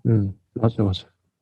그러니까 여기서 딱 끝내고 딸이 만약에 출산을 해서 약간 아이가 그 딸만큼의 나이가 됐을 때, 음, 마치 이제 40대가 됐을 때, 이 편지를 너에게 주겠다. 어, 편지를 이렇게 딱 던지는 거죠. 어, 그러면, 근데 그래도 소설의 긴장이 살아나지 않는 거는 그 20년, 40년의 기간을 지나서 우리가 보지 않기 때문에 맞아요. 마치 이제 소설에서 20년이, 40년이 지났다. 어, 효주는 정말 어머니와 같은 성인이 되어 있었고, 어, 아이는 효주가 되었다. 음, 그리고 효주는 뭐 아이에게 어떤 이름을 불러주고 예전에 어떤 뭐 엄마의 엄마는 누구야? 음. 아, 엄마란 말이다. 막 이렇게 하면서 이게 아, 중간에 뭔가 들어가고 나서 또 여기서 이렇게 말할 수 없는 진실이 나중에 편지를 통해서 뭔가 또 드러나면은 또 아, 반전의 반전이죠. 그럴 수 있죠. 네, 그럴 수 있죠. 음, 이게, 그래서 무거움에 대해서 좀 얘기를 해보면, 작가 노트를 잠깐 볼게요. 이분이, 그럴 수 있어요. 이 작가 노트가 있는 게 정말 좋은 게, 우리가, 일상생활에서 쓰는 일상 언어들은, 보통 이거 소설과 이 그냥 수필, 그냥 자연스럽게 쓰는 언어가 다를 수 있는데, 이분은 작가 노트, 기억이 나를 본다라는 제목인데, 작가 노트를 보면 전반적으로 소설하고 똑같아요. 정말 무거워요. 한번 읽어볼게요. 작가 노트는 그냥 수필처럼 일기처럼 가볍게 쓴 글이잖아요. 원래 평상시 자기 말투로 쓴단 말이죠. 어떻게 보면 소설보다 작가 노트가 자기 원래 말투에 가까울 거예요. 원래 평상시 하는 말투.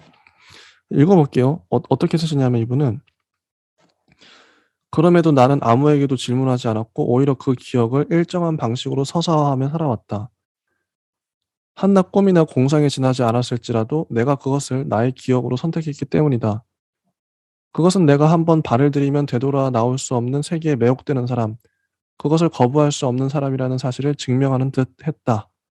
어, 내 삶의 필연을 설명하기 위한 각주로 전유하기 위해서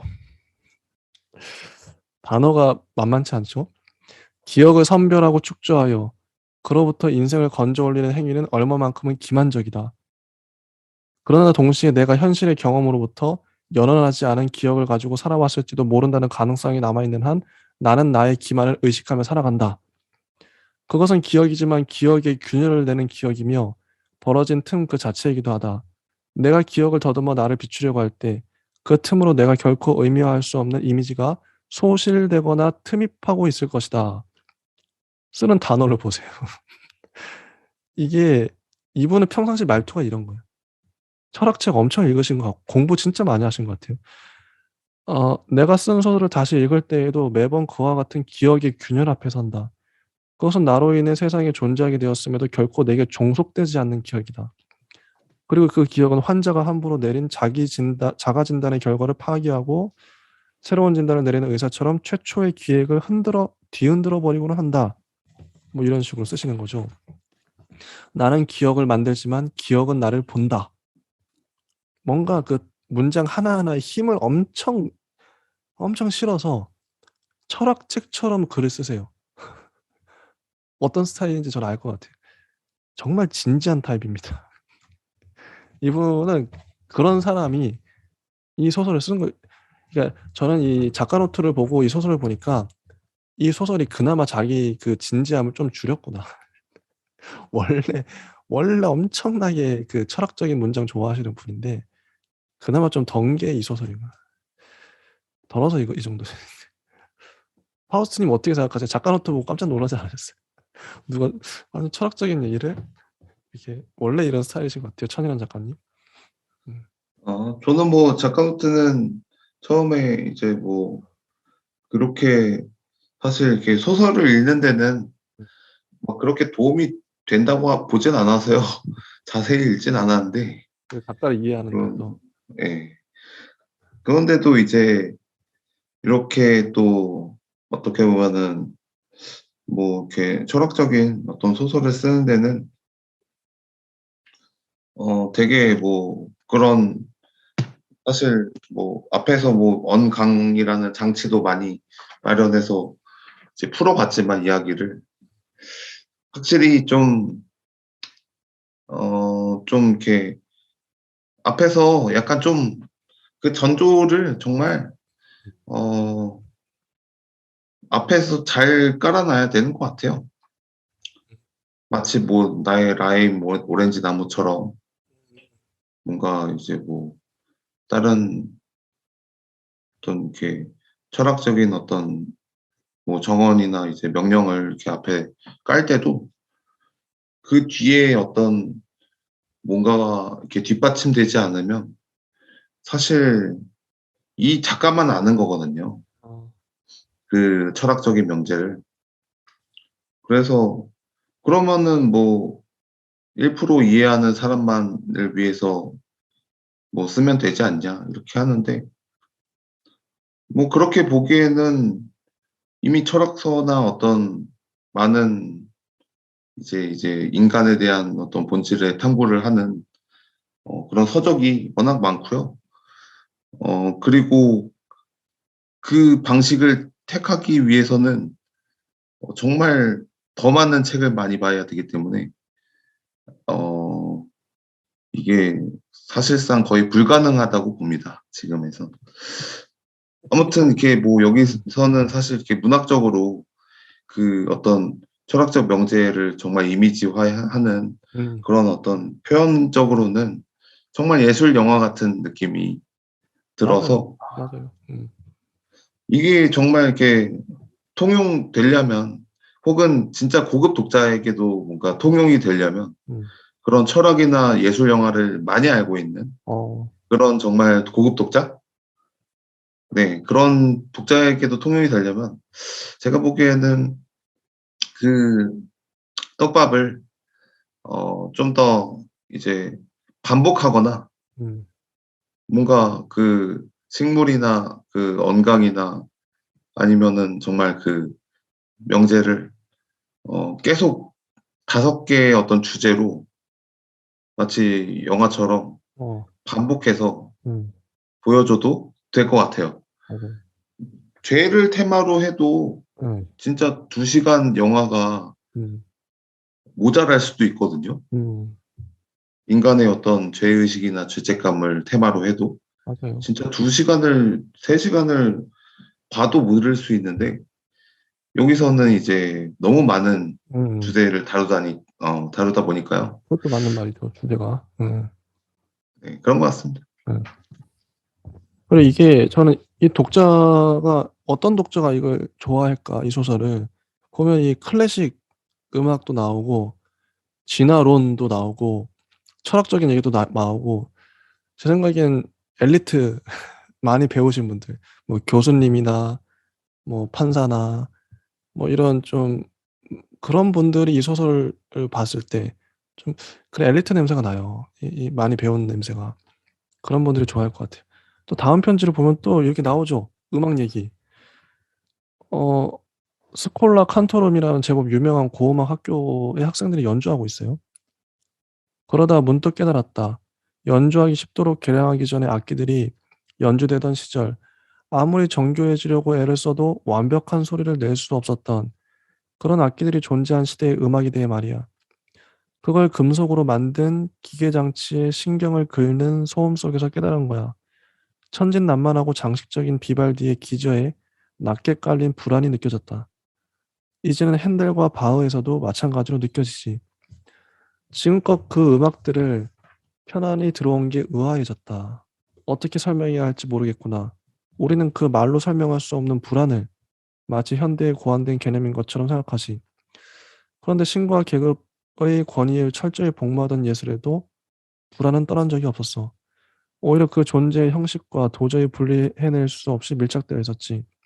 어쩌면 인간은 악기를 개량해 흠결없는 소리를 만들자 이제 그 불안을 놓칠까 두려워졌던 게 아닐까?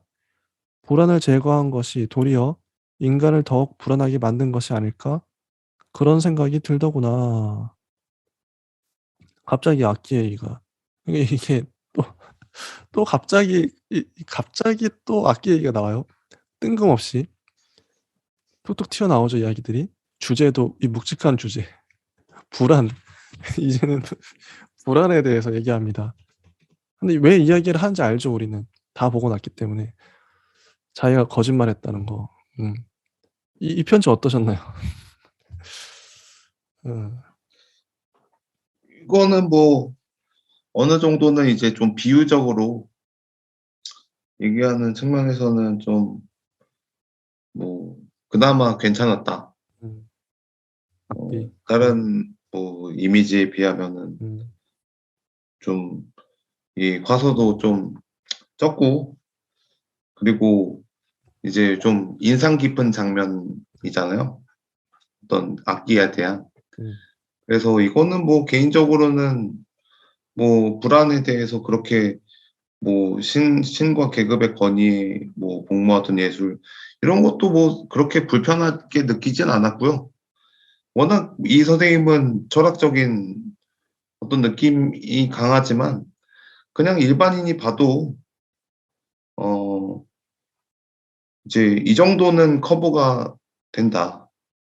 음. 어 그 음악에서 이제 느껴지는 이제 기저의 불안들이 음. 이제 우리가 흠결없는 소리를 만들려고 하니까 음. 뭔가 완벽성을 만드니까 그 불안을 놓칠까 봐 더 불안하게 만든다. 음.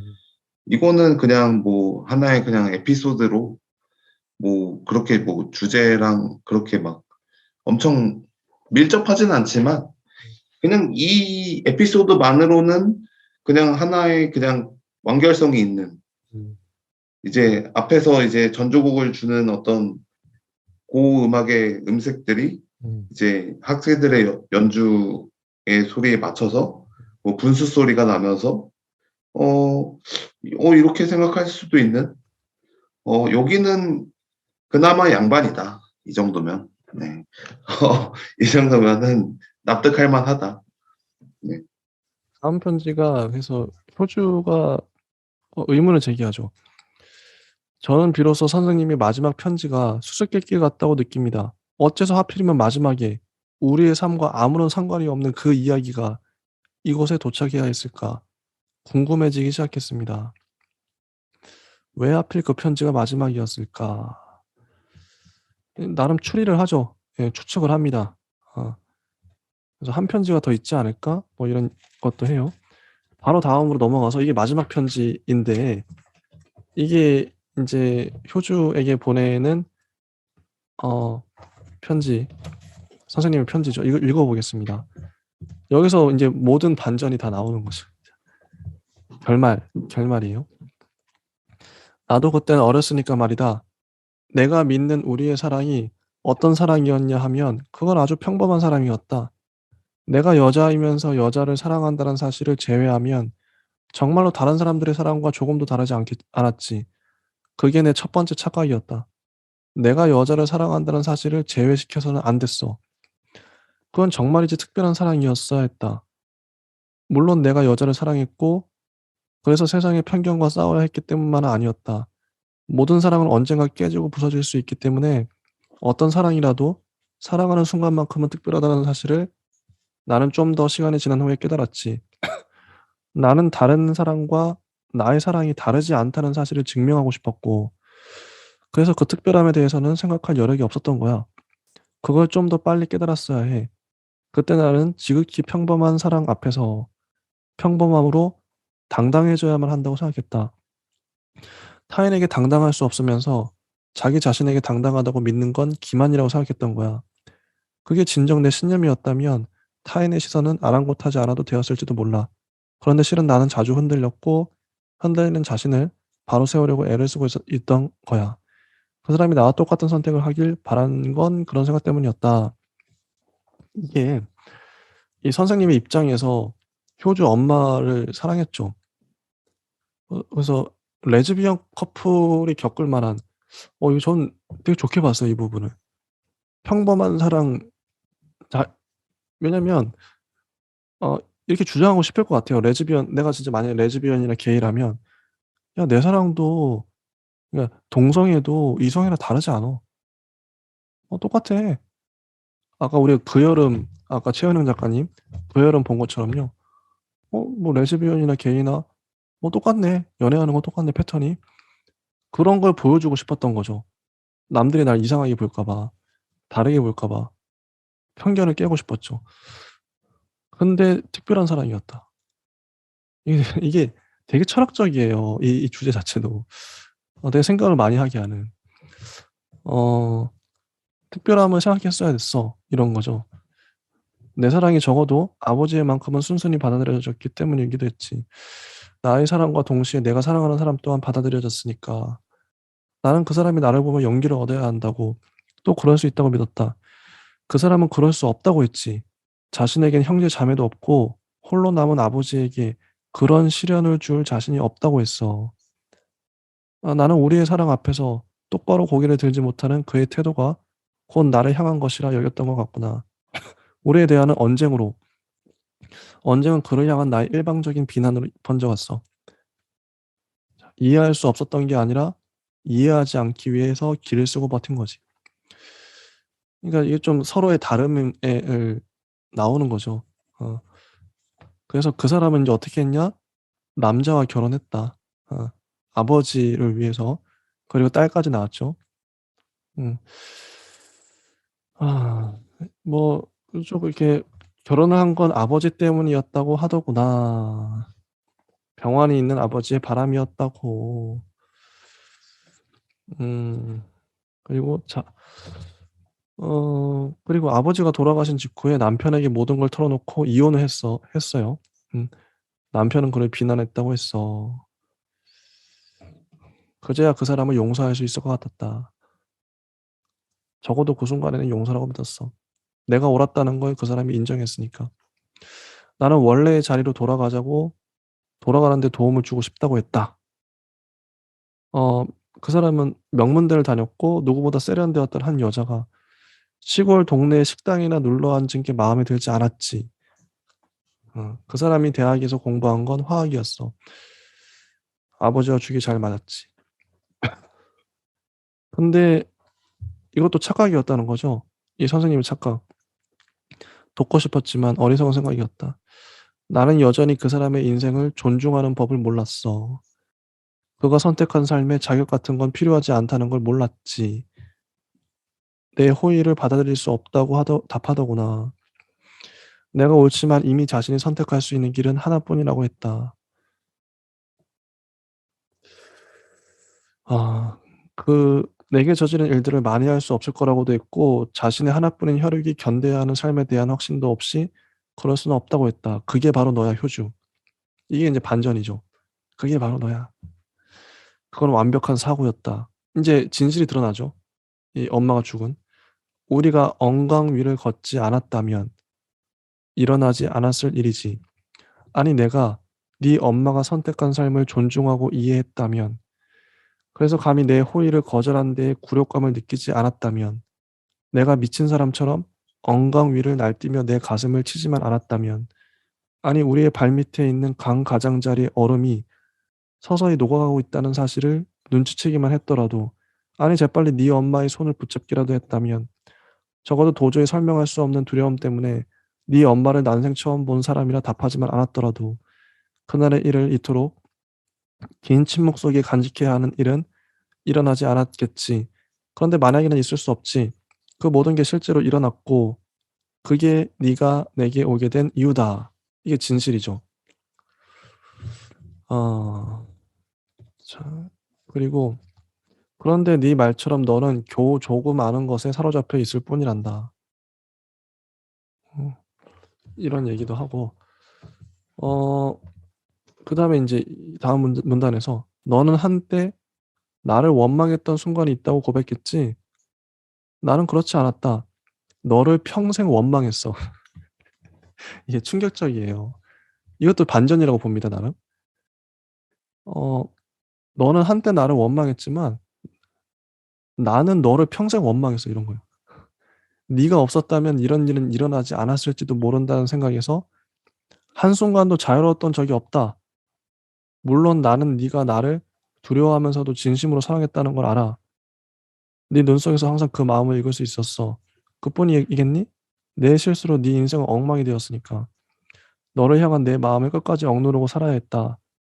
내 멋대로 그 사람의 죽음을 아름답게 날조하고 나 또한 그것을 믿어버리려고 했지. 계속해서 그랬어야 하는데 나는 좀처럼 어른스러워지지 않는 인간이구나. 그런데 말이다. 나는 한때 네 엄마를 진심으로 사랑했지만 너를 사랑했던 적은 결코 없다. 이거 진짜 이거를 읽는 효주의 마음이 어떨까요? 너를 평생 원망했어. 나는 한때 네 엄마를 진심으로 사랑했지만 너를 사랑했던 적은 결코 없다. 이렇게 단정적으로. 네게 해줄 수 있는 것은 모두 해주리라 마음먹었지만 그것은 네 엄마에 대한 속죄였을 뿐 너를 애틋하게 생각했기 때문은 아니었어. 아직도 그 차디찬 바람 속에서 너를 사랑한다고 말하던 눈을 잊을 수 없다. 더는 그 사람을 사랑하지 않는데도 그 단호함을 견딜 수 없었고 널 향한 그의 사랑이 의심스러웠지. 아, 이런 거죠. 뭐 아버지는 끝까지 내가 진실을 이야기하지 않기를 바랐다. 이런 얘기도 해요. 나는 많은 걸 극복했다고 믿으며 득이양양한 너를 비웃었다. 네가 뭐 극복한 것 같지? 비웃은 거예요. 네가 내 실패를 연민하는 것도 용서할 수 없었지. 지금 나는 그렇게 비틀린 마음으로 네가 틀렸다고 정말로 선생처럼 너를 가르치고 있는 거야. 만일 이런 비열한 마음에서 선한 무언가를 억지로 길어 올릴 수 있다면 그건 내가 해낼 수 없던 일을 너는 해낼 수도 있으리라는 예언 같은 게 아닐까? 이런 거죠. 어, 이 아기를 이 아기를 더 이상 숨기고 싶지 않구나. 이런 말도 하고요.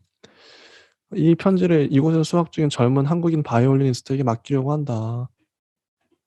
뭐 이 사람이 줄 수도 있고 안 줄 수 있는 거죠.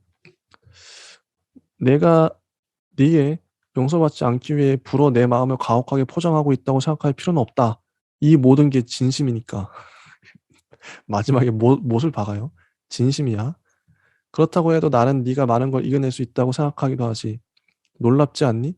이런 두 개의 마음이 한 사람의 가슴속에 양립해서 존재하고 있었다는 거 말이야. 건강하렴. 이제부터 나를 미워해도 좋다. 이게 끝이에요.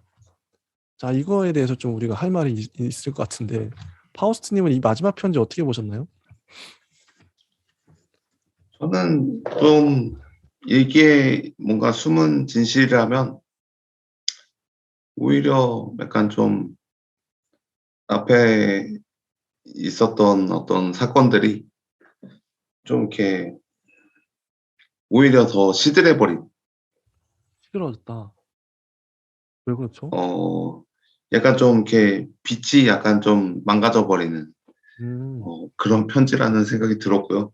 오, 왜냐면 여기서 이제 그 화자가 느끼는 감정이나 그 여자를 여자가 좋아했고 이 역사랑 이 딸한테 느끼는 그런 어떤 감정이랑 평생 원망하는 이 감정은 제가 보기에는 어 이거를 이미 이 선생이 뭔가 극복을 하고 아니면은 정말 이제 그런 어떤 원한의 감정을 이야기할 때 조금 더 이게 마치 살얼음판에서 이제 그 딸이라는 어떤 애를 정말 아기로 물들고 싶다면 저는 애초에 이렇게 한다면 막 이런 식으로 썼을 것 같긴 해요.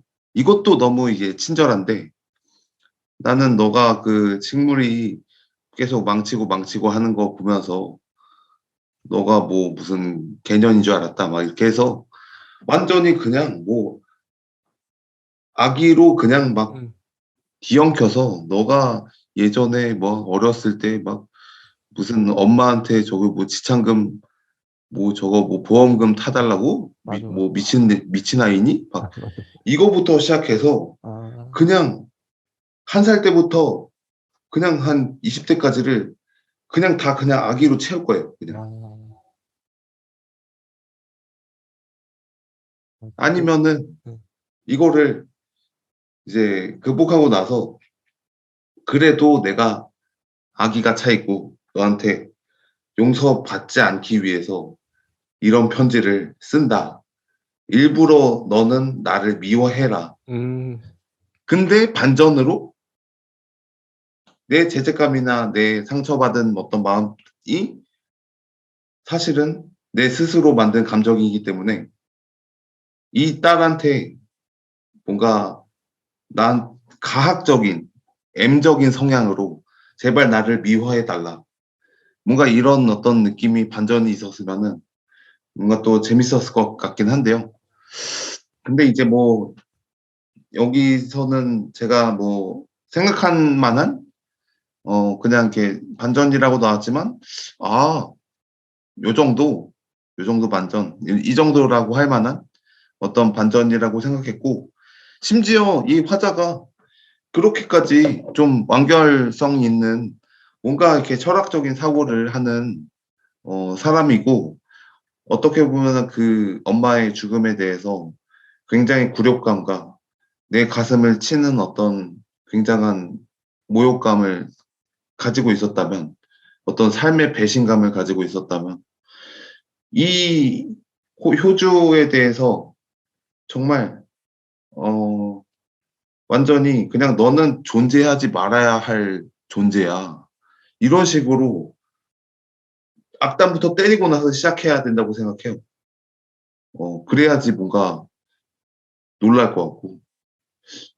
아무튼 뭐 저는 이제 이런 어떤 또 이렇게 화법이 뭐 익숙하진 않지만 그래도 뭐 아주 그냥 한 편 한 편에 보면은 한 편의 편지를 보면은 뭔가 되게 철학적인 느낌이 맞아요.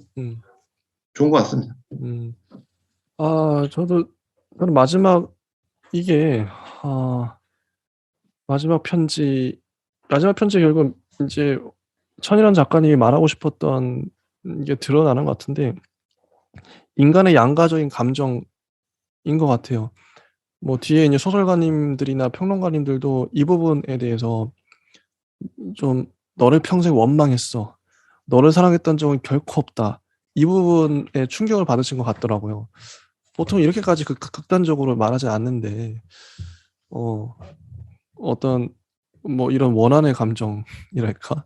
원망, 미움 이걸 극단적으로 표현하고 있는데 이런 부분은 이런 부분도 있으면서 또 아까 애증인 거죠. 사랑하는 마음도 있고 이게 온갖 감정들이 다 있는 게 또 인간이니까 밑바닥도 있고 근데 뭐 이분 입장에서는 이 선생님 입장에서 그럴 수도 있겠다. 공감도 되고 아무튼 양가적 감정을 잘 나타내지 않았나 인간의.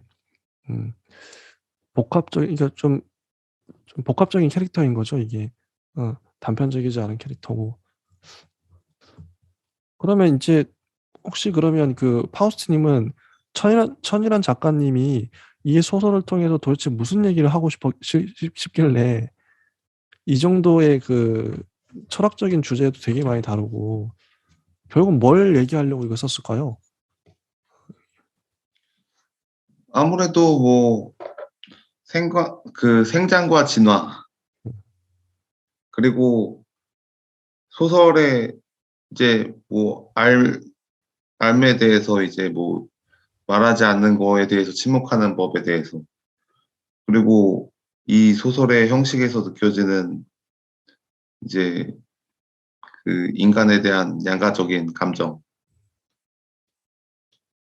그리고 이제 음. 뭐 사람의 죽음을 앞둔 뭐 두 여인, 음.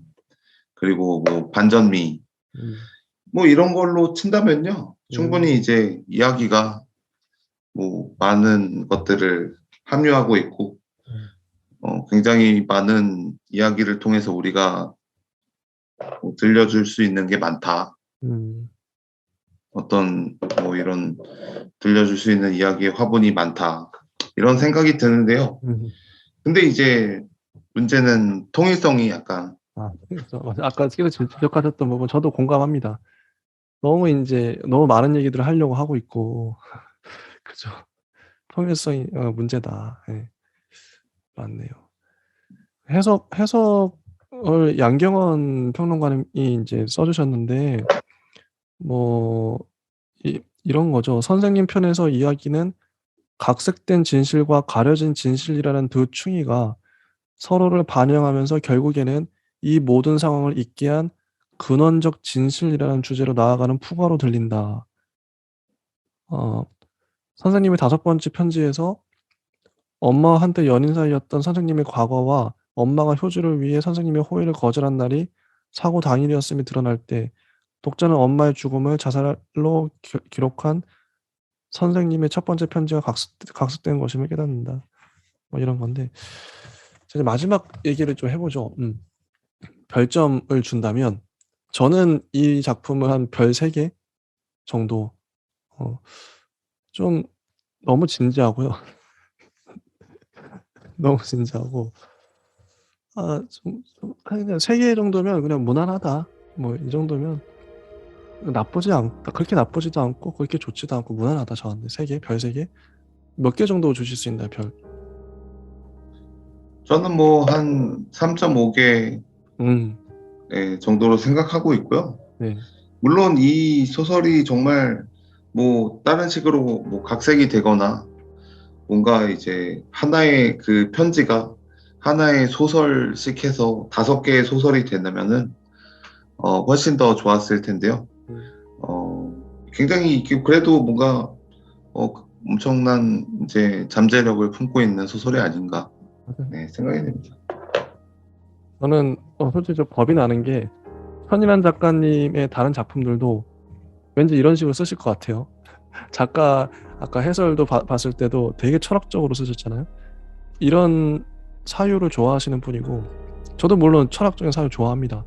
근데 소설에서만큼은 철학적인 글을 보고 싶지. 이게 저의 취향인데 철학책을 보고 싶으면 철학을 보고 싶으면 소설이 아니라 책을 읽으면 돼요. 제 생각은 그래요. 아니 뭐 니체 뭐 들레즈 유명한 철학자들 많잖아요. 그 사람들 철학책을 읽으면 더 깊은데 충분히 이미 그런 책도 많고 굳이 우리가 소설에서도 이렇게 소설에서는 웬만하면 캐릭터나 묘사나 뭐 스토리 이런 걸 보고 싶다. 일단 좀 마무리 멘트 해주시죠. 1분 남았습니다. 자, 마지막. 마무리 뭐 이제 이 그냥 소설 하셔야 되는 거 아니에요? 어떠셨나요? 아, 그럼 뭐 철학적으로 뭐 좀 완결한 어떤 소설은 사실 약간 좀 너무 뭐 약간 계륵이죠. 대박이다. 뭔가 이렇게 철학적으로 뭔가 소설을 쓰려면 사실 약간 뭐 히치하이킹 게임처럼 써야 될 것 같아요. 막. 일단 이 정도로 하고요. 끝내겠습니다. 네, 네, 감사합니다. 네, 네.